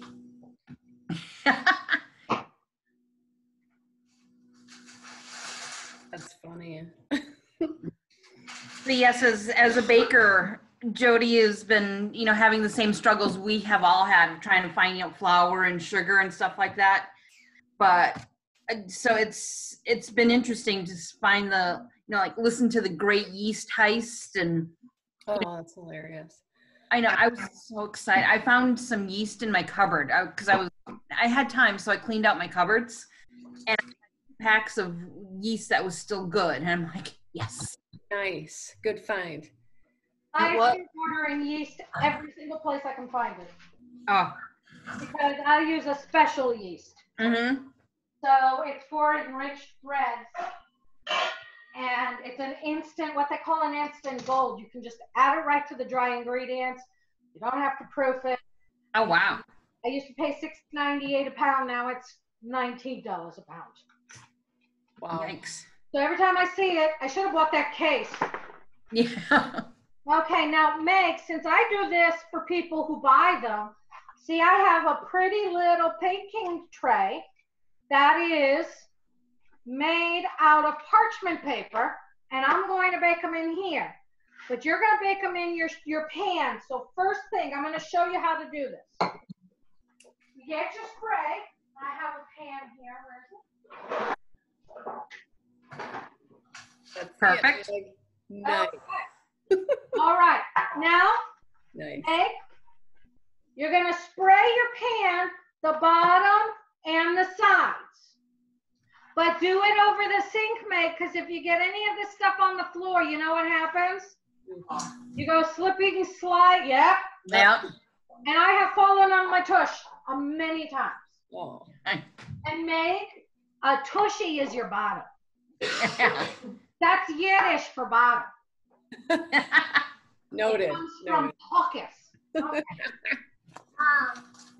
Baking and language lessons. So you're going to Yes. follow Jody. She'll do the spray first. Okay. So take it over here. And yes, while they're preparing their pans, I can tell the quick story of how my husband, the well-meaning man he is, cleaned my floors one time with orange oil, and it was furniture polish. Oh my gosh. Oh yeah, I walked in and I nearly killed myself. Aaron and I, Marty and I were up north, and we came home and the floors were glistening and an ice rink. Oh my goodness. This house had oak hardwood floors throughout. And for some reason, the man put like laminate on top. Oh. Instead of refinishing the oak hardwood. Yeah. And I condense them. And if I clean them too much with oil or anything, woohoo! Oh yeah. The flour, I had plumes of flour everywhere. And I was slipping and sliding. I had to get it all cleaned up. Yep. Okay, Meg, are you ready? Yep. Okay, now if you have parchment paper, you just want a piece to go on the bottom. That's it. If you need to use your scissors, you use your scissors. I don't get it by the box. I get it by the sheet. So Mom can help you with that. And you don't, ma'am, it does not have to be entirely covered. It's just to help you get it out of the bottom of the pan. And so you just want it on the bottom. This is really important when I need to dump the Meg out of the pan real quick so that I can use the pans again. And you basically just have this, Meg.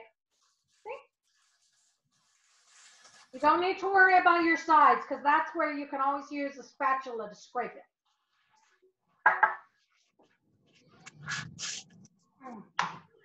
I know. I don't know if you can see, but I have all my masks hanging. Yeah. I had to wash them yesterday.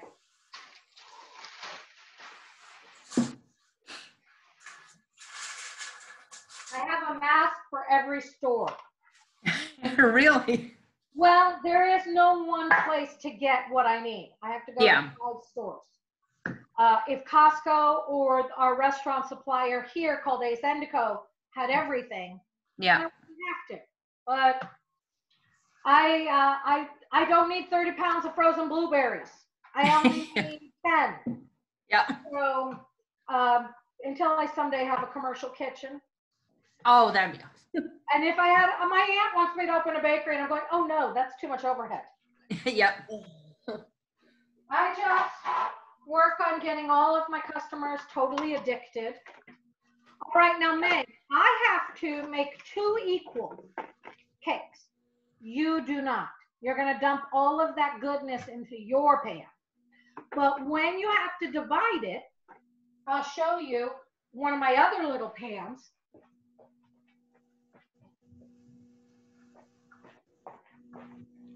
Take a look at this. This is a teeny tiny one. So I that's teeny tiny cakes, or I can make big cakes. 1 big cake equals 6 teeny tinies. So, and this is called a disher. It looks like an ice cream scoop, right? And this helps you measure out so that when you're doing stuff like this or like this, it's all equal. So that one customer doesn't get more of another. And the reason I have to do this is because I will have customers who will say, I want the most crumbs, or I want the most cake. And I have to tell them it's all the same. Because people are very weird sometimes about their cake. Putting it nicely. Yes. But this, I've had people, you see this? This is like half of yours. And I've had people eat an entire one of these, one person. Wow. Yes. These are going to go to my mechanic so that he fixes my lawnmower for free.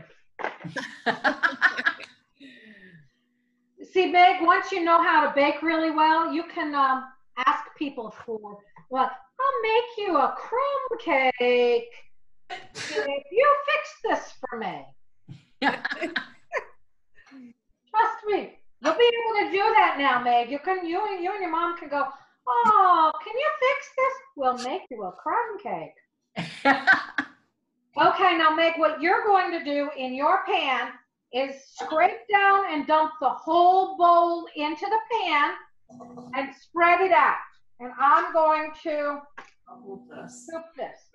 This particular scoop, the gray scoop, is a half cup.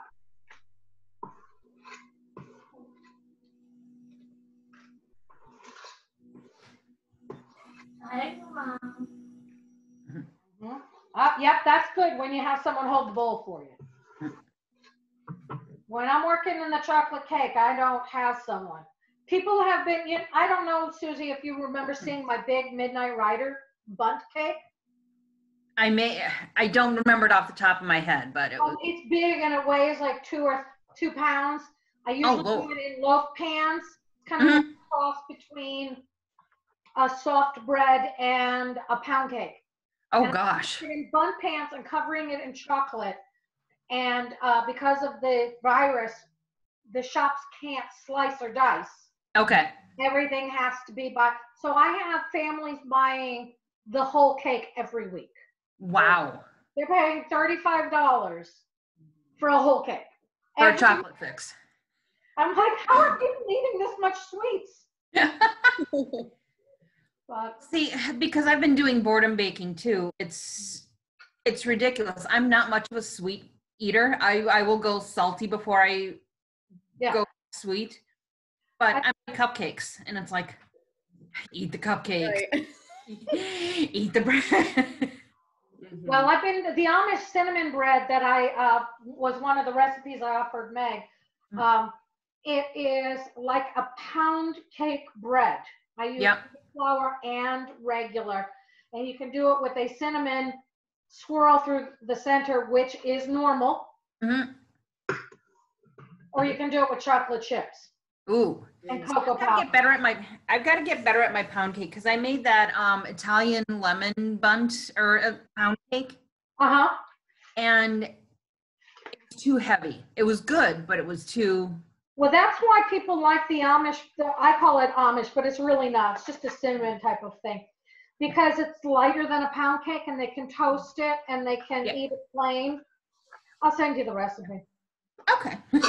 I will take the recipe and not share it with anyone. Pinky promise. I actually got this one off the internet. I just then play with it. I changed things to brown sugar to make it richer. I added the bread flour so that it was firmer. Yep. Hold up to toasting, or in the case of some of my customers, French toast. Ooh. Ooh, that sounds good. But now that I've come up with, as some of my Jewish customers have told me, the best babka ever. They're using that a lot. Yeah, I'm hoping I see Lee Pace this summer so that I can say, hey, try the babka. You know, he was such a newbie when he came to the challah. He had never seen challah before. Oh, really? See, I know. I've seen challah bread. Huh? Even I've seen challah before. Yeah. He was like, what's this? I'm going, that's challah. Yeah. Of course, I had to correct him because he spoke it wrong. Ah. Challah bread? Yeah. When someone comes up to me and goes, is this Charlie? I'm like, get away from me. Yeah. You If say, you're oi. from New York and you can't say it properly, I don't forgive you. Okay, when you've got that all going, Meg, let me know. Good. Okay, I have to find it. Where did I put it? Hold on, Meg, I'm looking for something. I am going The crumb topping. I need another scoop. There we go. Now, Meg, you'll find that your topping is become hard, and that's okay. Take a fork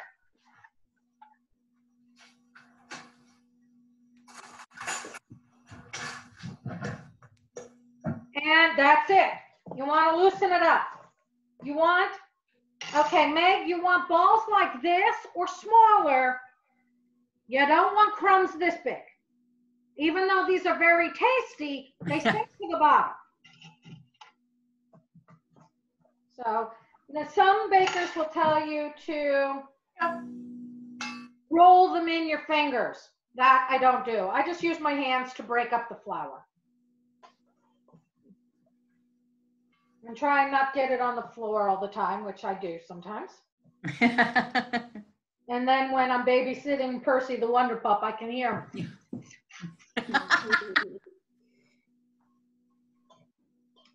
He tried to leave with me yesterday. He was like, no, take me with you. The baby's walking. Oh, no.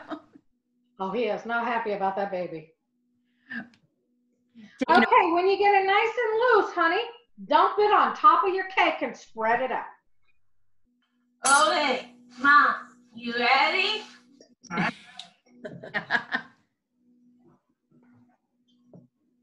And as you see, I have to do this evenly so that they all get the same amount of crumbs.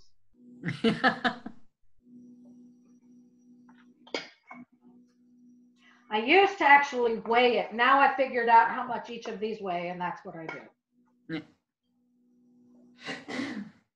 All the good information that comes with experience. I used to sit and weigh out 80 grams for each one of these. Ouch. And then I found out that the big scoop was the same, and I went, okay, that's the end of that. Yeah.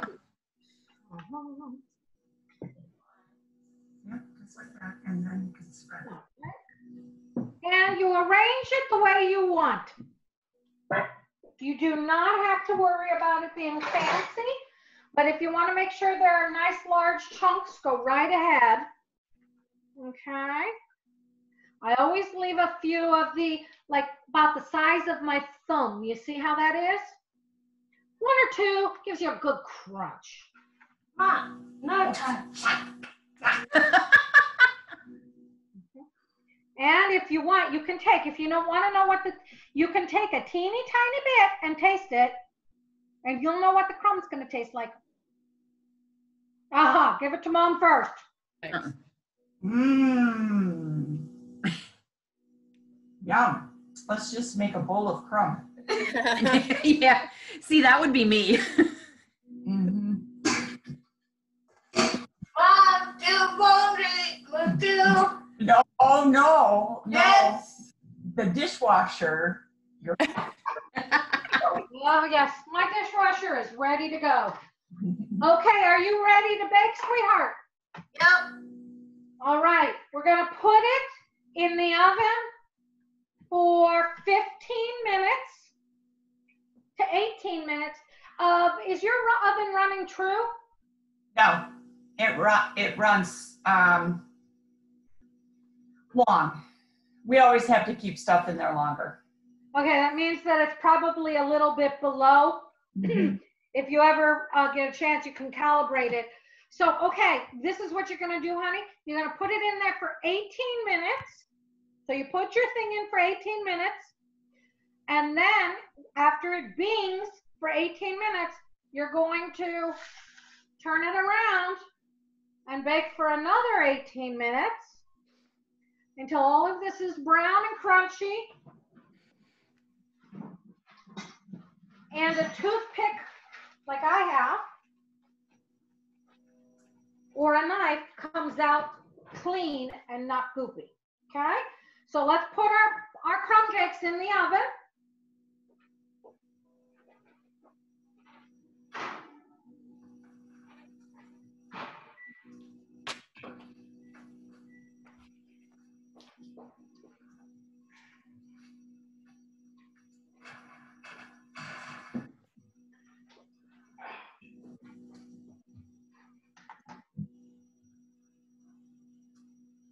And you set a timer. Do you have a timer? Mom. Yep. You know who I use all the time? Alexa, set timer for crumb cake. 18 minutes. Crumb cake timer, 18 minutes, starting now. I don't use it for anything except as a timer and to turn on and off lights, because when you've got 3 different types of breads rising and you got a whole bunch of stuff in the oven, it helps to have someone who's going, this is ready, that's ready. It used to be I would run around with multiple timers and then I'd forget which one belonged to which spot. Oh, yeah. Now, Meg, I bet your brother has one of these called an instant read thermometer. And when you're baking, you always want this to read 200 degrees. And then you know that whatever you're baking is done, except for blueberry muffins. And don't ask me why. I think it's the wetness from the blueberries needs to be about 215. But if you bake anything and you have one of these, you can just stick this in the middle, and you don't want it to go to the bottom. You don't want it to go clink on the bottom. You want it right in the middle. And if it reads 200 degrees, whatever you're baking is finished. Huh? So now, Meg, do you want me to teach you something simple while we're waiting? Or do you want to go? You wanted me to teach you something simple. Okay, I'm going to show you one of my favorite recipes that's very simple. Okay? Hold on.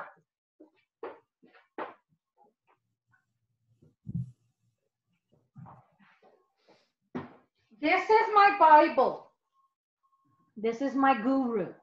Her name is Rose Levy Birnbaum. And my mom bought me this book a long time ago. I must have been about your age.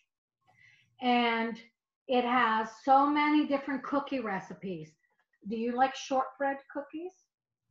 Have you ever had shortbread cookies? Oh yeah. Oh yeah? All right, I'm going to show you an easy shortbread cookie that won't take us that long. You can look at this, Meg. See, look. I used it so much, it's falling apart. I want to. You have a You, that is Meg, what you need, do you have any powdered sugar in the house? sure do. Okay, here we go. We're gonna need 1 1/4 cups of flour, Meg. So go get your flour and put it in the other flour bowl. Don't worry about doing dishes. Flour. yeah, Renee, are we running on an okay time with the Zoom meeting limits? Yeah, actually, they haven't cut us short, and we're still going, so yeah, we're fine. Fantastic. Okay. Now, I'm going to ask you, Meg, do you want to do this the Scottish way or the Canadian way or the Jody way? You. Okay. Sure fan, Jody. Do you guys have mini chocolate chips or regular chocolate chips? You do. Yeah, a lot. Okay. Not open. I know, it's okay. Look at that. Not tired, Dad. Now, you're not gonna tell your dad you're getting into his chocolate chips? Yeah. Oh, dear. Okay. Woohoo! Yummy. All right, Meg. Now what we're gonna do is we're gonna do 2 different bowls. And you're gonna use your hands, Meg. Are you okay with this? Yes. All right. In the small bowl, we're gonna put in 1 1/4 cups. And this is an easy throw it all together recipe. It doesn't have, wait a second. Whoops, I made a mistake. I'm reading the wrong thing. We want 2 1/2 cups into a bowl, just any old bowl. And Meg, you know what I have? You know the bowl your mom just gave you? Yeah. So you guys are doing the same thing. See, Meg, you and I have similar stuff. Look at this, Meg. I got the same one. Okay. All right. Okay, so in your bowl, you just want to measure out 2 and just do what we did. And it doesn't even have to be precise. The thing about cakes is you have to be exact. The thing about cookies, you don't have to be exact. And you want the flour, 2 1/2 cups of flour. 2 1/2 cups of flour, we're just gonna put it off to the side. Okay, I don't have my glasses on. Okay. I'm in the grocery store all the time. I forget to bring them and I go to people, read this for me. Oh, yeah. Okay.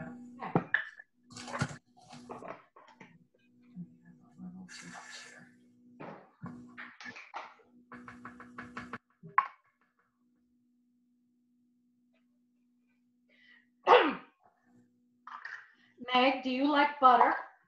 Yes. This is actually more butter than anything else. Okay. Now in Scotland, they say you need to use your hands because every woman who makes her own shortbread makes her own flavor based on her personality. Whether that's true or not, I don't know. But it's fun to think about, right? So what you're going to do, Meg, is put the flour over here. Just stick it off to the side. Bye-bye. See you later. Okay. You're gonna take your 1 cup, 1/4, that is the 1/4 measurement.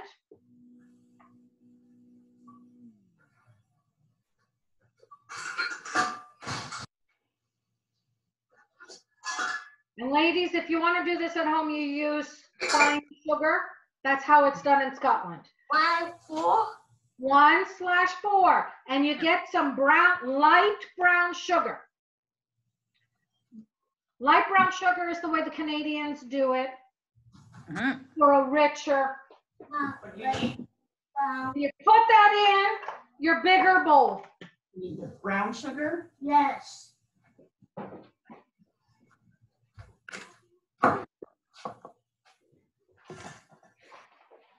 I don't have a container, but look at how much powdered sugar I buy. Yeah, set that aside.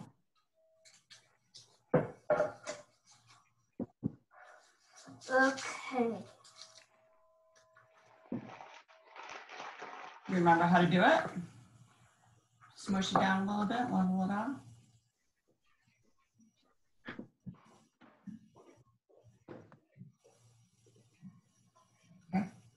That's good, Meg. Now you put it in your bowl. Right here. Yep, that's good. Slap. Okay, and now you do the same amount of powdered sugar. You just scoop the powdered sugar like the flour and squish it off the top like you did with your finger or a spatula. Perfect. And you dump that in with the brown sugar. And we're going to need more butter, Meg. So I'm going to get butter. Butter. How much do we need? Like 284 grams. So let me go. One cup. Okay, you need 2.5 sticks. Okay, ours is frozen. Oh dear. I just had to pull it out of the freezer. Do you have any other butter? It's all in the freezer, right? Yeah, I just pulled it out. I can thaw it. You just thought a little bit. Yeah, look at that. Okay. Get that other stick that's over there. We'll use that.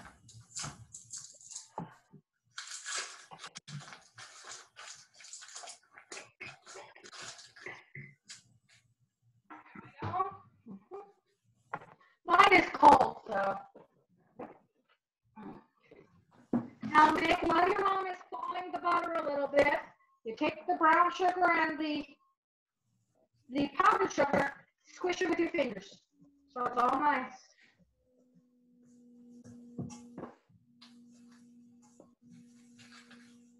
Okay. And then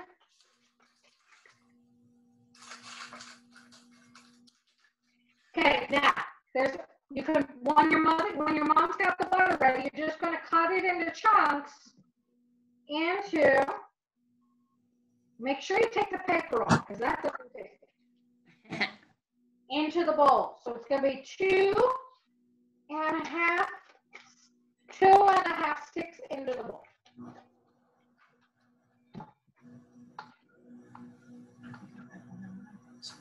Where's I need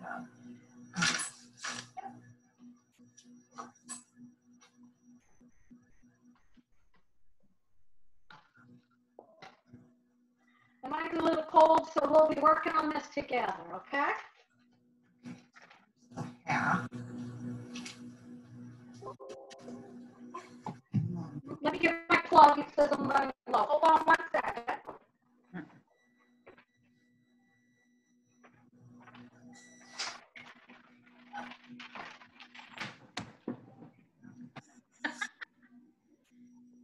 Meg, what you been doing? Monday, meeting. Monday, Wednesday, Friday, have a meeting. Oh, so you've been doing school virtually? Yeah. Nice. What's your favorite subject, Meg? Art. Art, that's good. My mommy was an artist. What do you like to do? Do you like to paint or do you like to draw? Both. Yep, Meg's also a horse girl. She loves to ride horses. Oh, that sounds a lot of fun. You know what's near me, Meg? What? There's a place near me where they rescue horses. So, and you can go up and visit them all the time. It's very nice up there.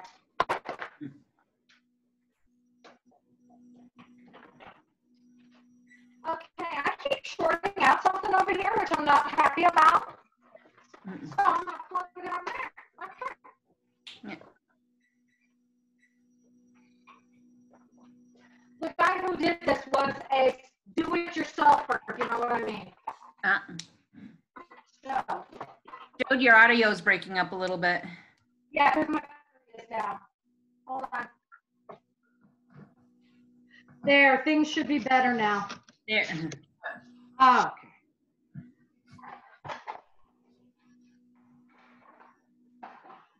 Okay, how's that? Is the audio better? Yeah, we got you. The gentleman who did this, he rewired it himself, and he put in everything by himself, so there isn't a level surface, and that includes the oven. So I have to constantly move things around Yeah. while my cake's over to this. And Oh, yeah. Meg, if I put a rolling pin on my counter, it rolls right off. So I have a special machine, Meg. I'll show it to you.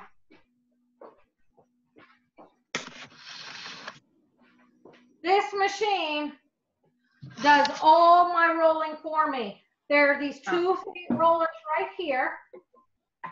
And I put the dough here. And I turn it on. And it goes, whoop, and it comes right out. And that's how I do all my pie doughs and everything. That's awesome. Yes, that was a birthday gift. Well, it was the birthday gift to the day I died from my aunt. I don't get any more birthday gifts, but that's okay. Yeah. Worth every second. Considering that I would spend most of my time rolling. Yeah. So how's your butter doing? Good. Okay, you ready? Yeah. Okay, get in there and squish all that butter into the sugar. Squish it all in. And you can use a food processor if you need to. Okay, but Squish it in. squish it in, Meg. The more you squish, the better. Okay? You want all the butter and sugar to be one big giant lump. Squish, not roll. Just really squish. Yeah. Meg, you want to do it this way, between the fingers. Get in there and get dirty, Meg. Yep. That's it. And the more you squish between your fingers, the easier the sugar will blend into the butter. There you go. Oh, wow. You're two-handed now. Keep going. Okay, yep. Hope you don't have to scratch your nose. Yeah. Keep going. This is why my hands are always sore, because I'm constantly washing the butter off of them. The butter and the chuck. Unfortunately, May, if you handle blueberries too often, your fingers turn blue. At the end of pie making day, I have blue fingers. And people think that my fingers are like no oxygen. I'm like, no, it's just blueberries. Okay. You don't want to feel any lumps of butter in there. You want to get it all nice and squished. Okay. Because mine was cold. Yeah. Yep. Have you got everything in there? Or is all of the sugar and butter together? Yep. Okay. Keep going until it is. You're making it like a real Scottish lady there, Meg. There you go. All you need is some bagpipes in the background. I can arrange that. I can pull up some. So, and there's a lot of ways to make this, Meg, but I'll show you the way I do when I want cookies right away. Okay. I don't know. Do you have two ovens? We do. Yes. Okay. Then you want to preheat and the other oven to 275.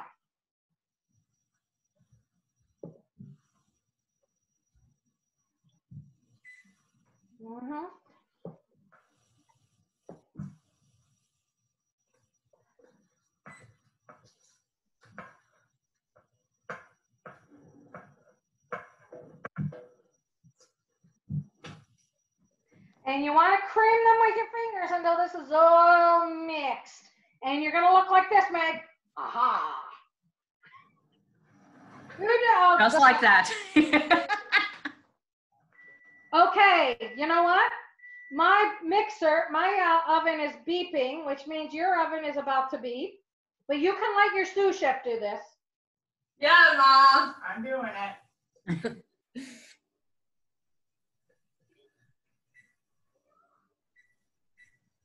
Trying to wash my hands in cold water, Meg, and you know what?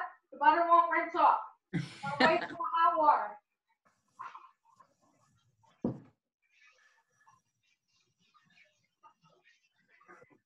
Yeah. Said that.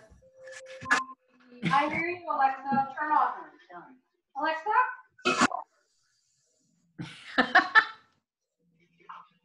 Alexa and I yell at each other, or, well, I do.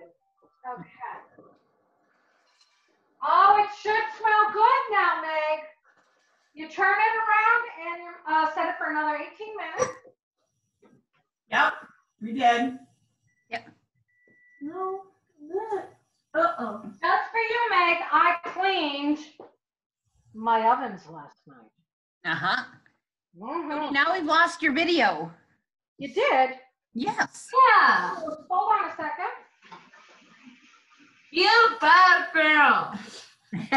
Well, honey, I'm technically challenged because I'm an old lady. Hold on. You gotta keep squishing because there's still lumps in there. Mom. Go away. Yeah, go away until I need you to do something again. Yeah, you can't get it. Okay, are you ready, Meg? No. No? Okay. Still got lumps? Yeah. Yeah. Well, that we'll work out those lumps with the next phase. Let me know when you're lump free, sweetie. Well, it's still pretty lumpy, I think, because we had a, butter malfunction with frozen. Oh, that's okay. The more you work it, the easier it will get. Squeeze them between your fingers. Kind of soupy. Oh, this is what will happen. Meg, dump the flour into the butter. That will take up the soupiness. You want my help? Yes. Okay. And Meg, So much for that go. I grab it and I squeeze and roll my thumb. This is like cutting in. So you want to just use your hands and squeeze and mix and squeeze and mix, and eventually, and you'll find that you're using a lot of muscles again. You'll have strong forearms, kiddo. Yes, Your hands go away, Mom. Yeah. Okay. And yep. And is it coming together much easier now? Yep. Yeah. Now, before it totally turns to a dough, and once I get my fingers clean, I'll show you. Okay. When it's kind of, and they call this scraggy or kind of rough. Do you see how it looks? Yeah. Okay. Scrape off your fingers or have your sous chef do this. Dump in the chocolate chips. How many? What? And you put in as many as you want. Oh, okay. Now, no. I'm gonna keep going at it. Put in as many as you want. I've got jars of chocolate all over my house. There we go. And how much ever Dad will not notice is gone. No. It'll be all exciting. Now, Meg, you can put in coffee chips or peanut butter chips, whatever chips you like when you make this. Okay? All right. I do not want to buy PDF. There we go. Now, you mix those in until you got a dough. And you'll see it will come, you will think it's not working, but it will. You will have a dough before you know it. You add in like dried cherries or anything? Yeah, you can. Okay. I mean, a traditional shortbread, no. but in this, you could pretty much do anything with this. Okay.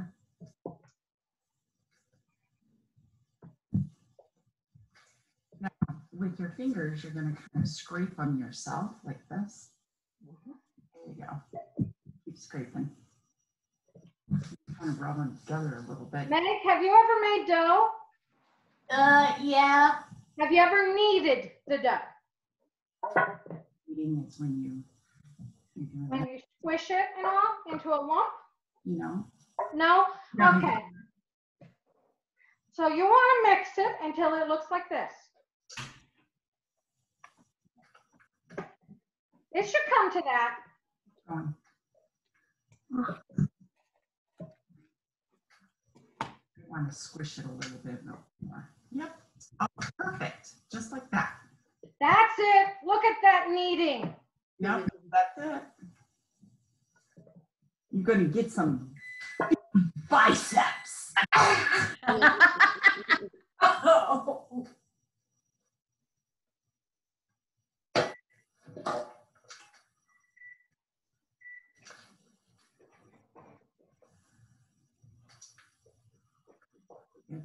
It's working. What kind of pan are we going to put this into? Well, this is where you can do so many different things. Let me just get this off my hands. We can split it between 2 cake pans. We can roll it into 2 logs, put it in the fridge and slice it. We can roll it out as just like teaspoon balls, it doesn't really matter, and flatten it with like a cup, a floured or sugared cup. And then you would bake it, let me double check, for 45 minutes at 275. 275. Anyway, these do not spread. Right. So if you were doing it traditional, like a Scottish person, you would do 2 cake pans. Mm-hmm. Okay. And then in the cake pans, you would divide it off into 6 to 8 triangles and then decorate it with a fork, like making holes in it and stuff. Mm.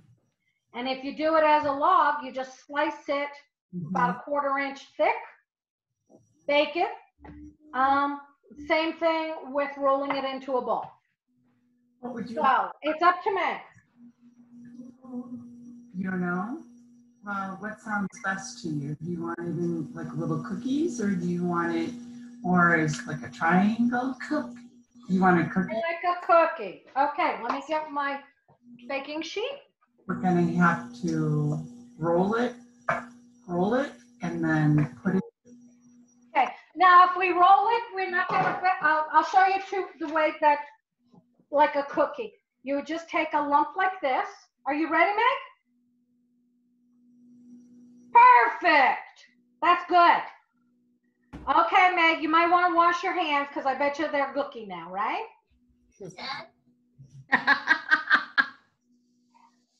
And you can make these as big or as small as you want.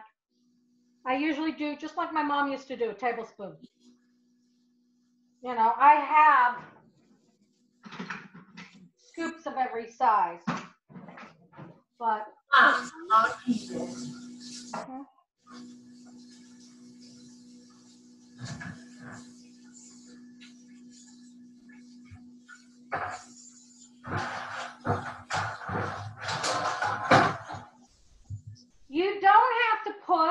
You don't have to grease. I put parchment paper underneath it because it's just easier to clean. Yep. For me, it's a good way for me to keep nuts, to try and separate, because when I work with nuts, I try to do them at the end of the day, not have nuts touch anything. And I live in an area where, with a larger Jewish population, I try to keep things as parv, Yiddish, Hebrew for kosher. So no meat ever touches my pants.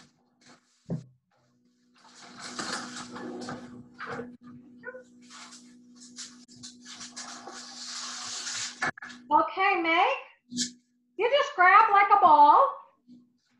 No, it doesn't have to be tons. It's up to you, the shape, but you see how I have it? Whoops, it's right on my computer now. You see how that looks? Yeah, you just want to roll that ball and then watch what I do. There we go. And we stick it on there. Roll it into a ball. Call that panking. There you go. Now, if you want it to be fancy, Meg, and flatten it with a cup with sugar, but I personally like my shortbreads straight. No sugar. Extra on top. So, okay. Well, I had to get this prepared for you. And Meg, you just put them on about an inch apart. Should they be flat? They should be flat-ish, yeah. Flat-ish. Okay. So let's get. Now, sometimes what I do is I roll them out and I cut them. That's when I'm being fancy. But I'm going to eat these. You can always, if you don't put the chocolate chips in, sometimes what I do is I do this and then I put a thumbprint in, and in the hole I put just one chocolate chunk, like one of those large chocolate chips you can get, and then it's a little bit of chocolate, and that's it. That's all you do. And we'll get those in the oven, and by the time these are ready to go in the oven, the crumb cake should be coming out. Our crumb cake was still looking a little sloppy. That's okay. That's all right. You have to get an oven thermometer and calibrate. Yeah. I had to calibrate last week. Now you'll probably need, depending on how much you want to make, another cookie tray, or you can just roll up the dough and freeze it. You can also just roll all of these up, stick them in the freezer. It's very versatile.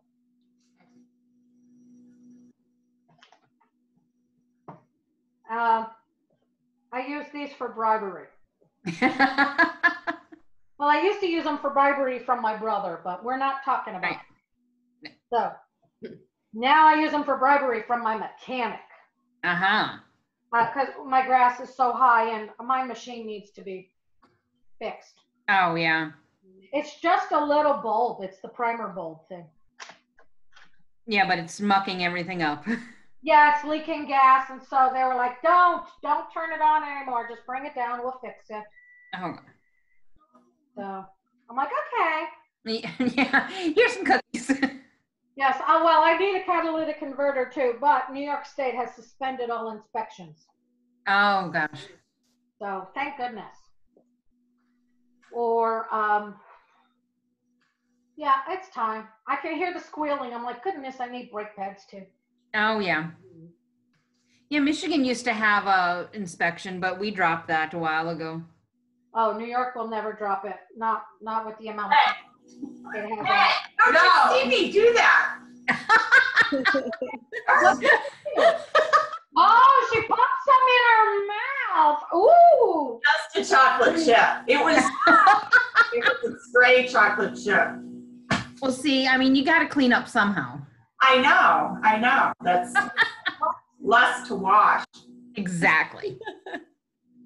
Tell you, I use Ghirardelli dark chocolate chips because I find they melt the best in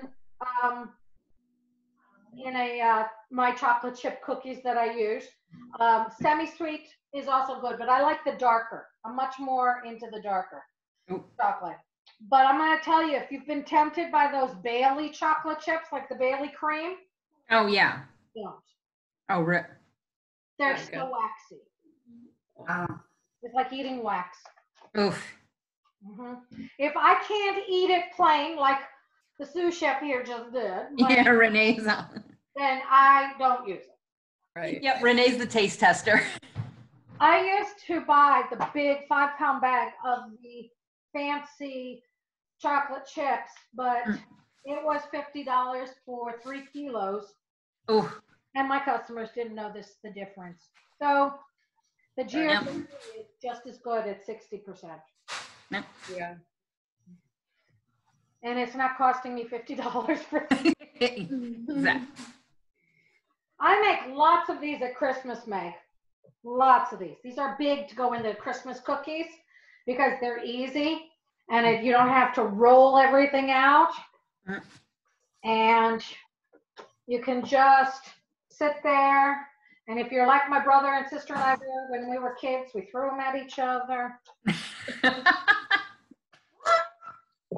Yep, I can vouch for Jody's Christmas cookie assortment. They are delicious. Thank you. Thank you. I had so many this year. Nobody wanted Christmas cookies. Really?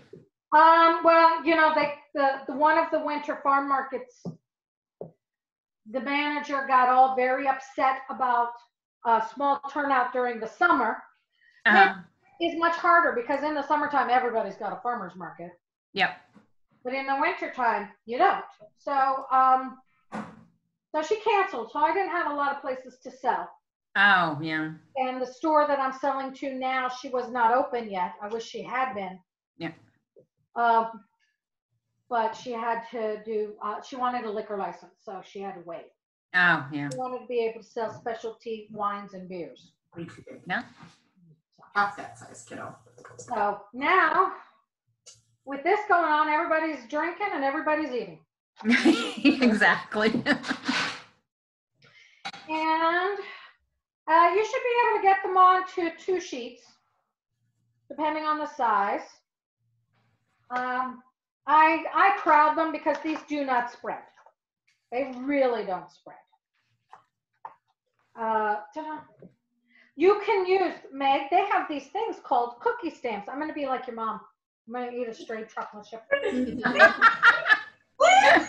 a good idea. Now, you can't do this with the chocolate chips, but let me get one of mine. This one has a pig. I don't know if you can see it.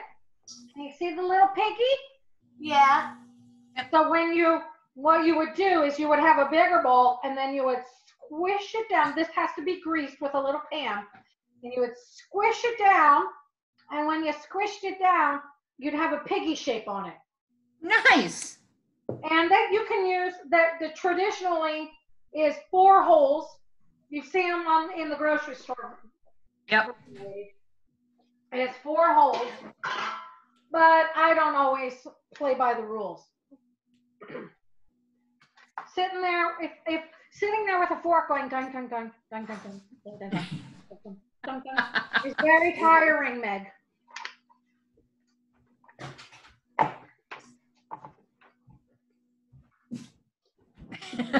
Rubber band the book. Oh yes, I have my mother's very original first packed away.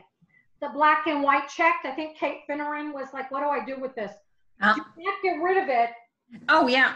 Because my mother's was falling apart and I decided I had to have the original that she had. Mm-hmm. And it cost me over $45 and then shipping. Oh gosh. Oh yeah. The old ones are the best. Oh yeah, I've got my mom what she calls her idiot cookbook, or called her idiot cookbook. I mean, it tells you cereal combinations and. Yeah. Now they'll go in your oven. You can put 2 trays in. How many? Wow, that's a big cookie tray. Nice. All right, you put it in your oven. Show up. For 45 minutes. You don't want them to brown. You just want them to cook. Alexa, set timer for 25 minutes. 25 minutes. Oh. Yep. How is your crumb cake doing? Well, it just went off. Yeah. It's because my beeper is about to beep. Yep, mine just went off. Okay. And let me.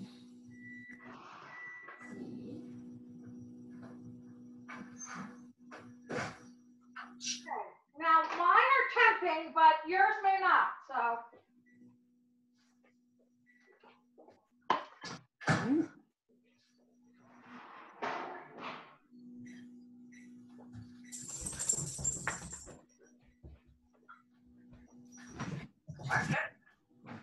Spatula.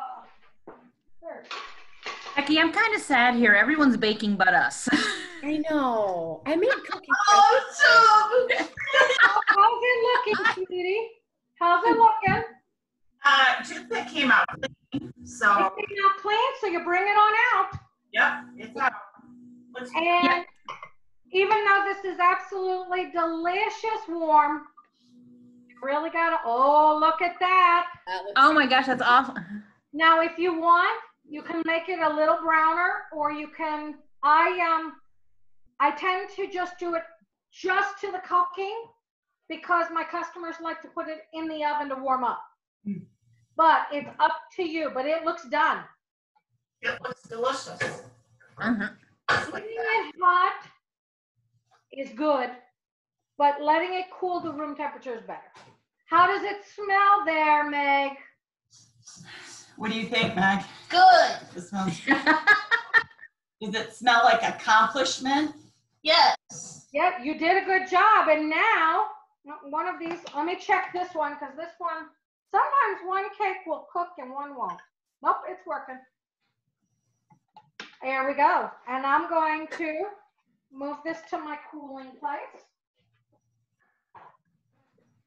There you go, Meg. Now you helped me get some of what I have to do for this week done. Yay! Now, if you want, you can come here and help me make a dozen bob. Yeah. You want, see, you could be Jody's sous chef now. You just have to move to New York. So. Yeah, we don't, I do live near several farms. So I don't live in the city. I live in the country. Not the super duper country, in between the city and country. So I have farms near me. Right up the road is a dairy farm where they sell their milk right from the cow, no raw. So Wow. it's one of the few allowed in New York State. And it's also one of the oldest dairy farms. It's been in the same family for almost 200 years. Wow, that's impressive. Oh, yes. Yes. I wanted to use the raw milk in some of my recipes, but New York State said no. Yeah, I don't think we can do that in Michigan either. Yes, no, even though I cook them, but they said no. So, Meg, did you enjoy cooking? Okay, that was good. I'm going to show you one of my favorite cookbooks that belong to my mom.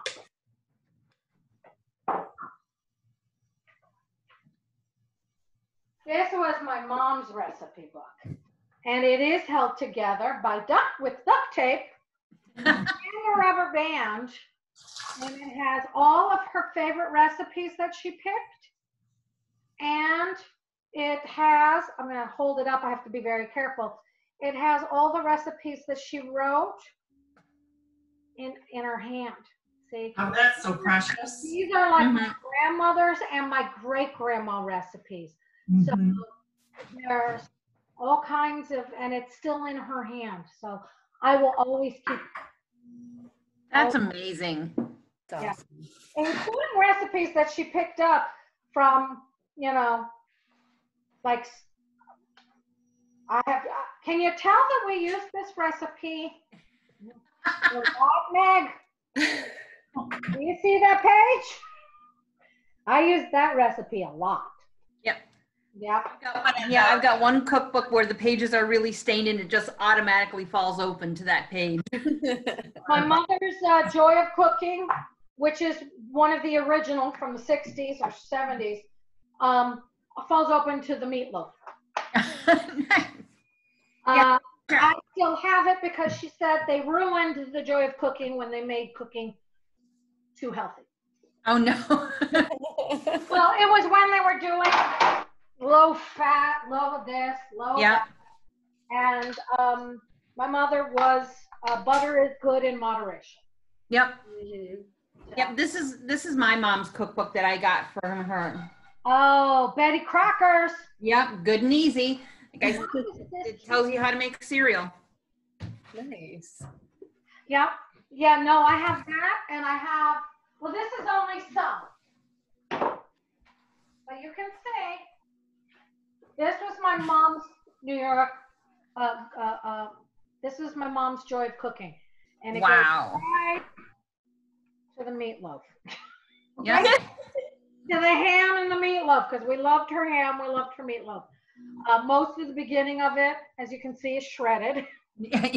And these are actually the index. but I still don't get rid of it. And you can see where I still tag recipes so I can use them. My mom cooked for us all the time from these. That's awesome. The rest of them are all packed, including my including her Betty Crockers and stuff. So yeah. But I have those, and I have my great grandma's, because a lot of my recipes are from great grandma Ritchie and great grandma Withers. Those are my two great grandmas, and they both had farms, and I had to cook for farm hands. And so my Christmas cookies come from them. And yeah. So any recipes from your mom, Meg, you got to save them, okay? Mom and grandma. And grandma, yeah. Definitely. Grandma cooking, the grandma baking, everybody loves, even though they like to pretend that they're being gluten-free or healthy. But they love their. Oh yeah, they look. Yeah, Liam Neeson was on the gluten-free bandwagon for a little while. Oh. I know. He had me. Oh, okay. I bet you guys like that recipe a lot, right? Turn it around so she can see how bad it looks. Yeah. A lot. I see the tape. I see the stains. Okay. That's a favorite. Yep.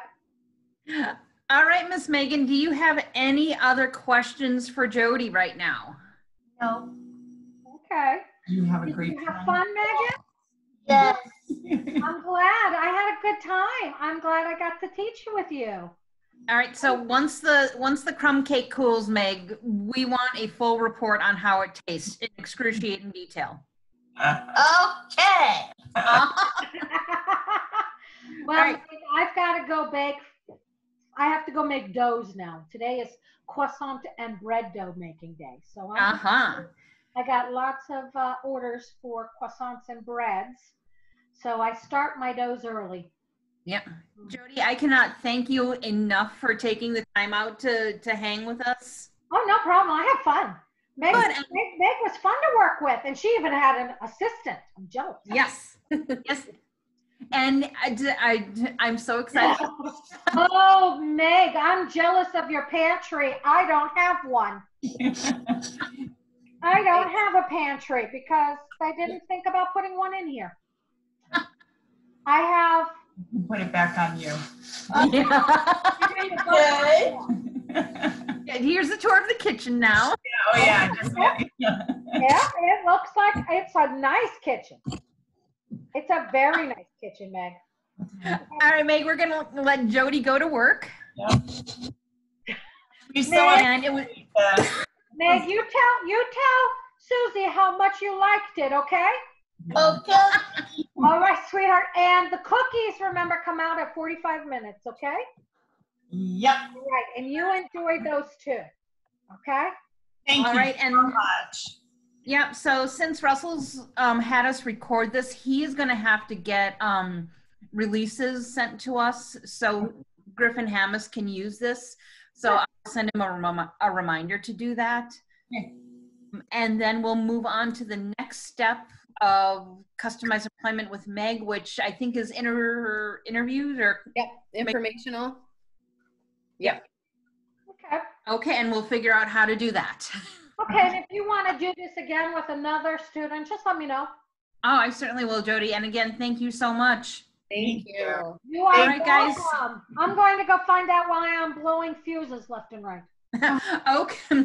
All right, guys. Happy Tuesday. We will see you sometime shortly. All right, you guys take care. Thank you. Bye, Meg. Bye, Jody. Thank you. You're Bye-bye. welcome.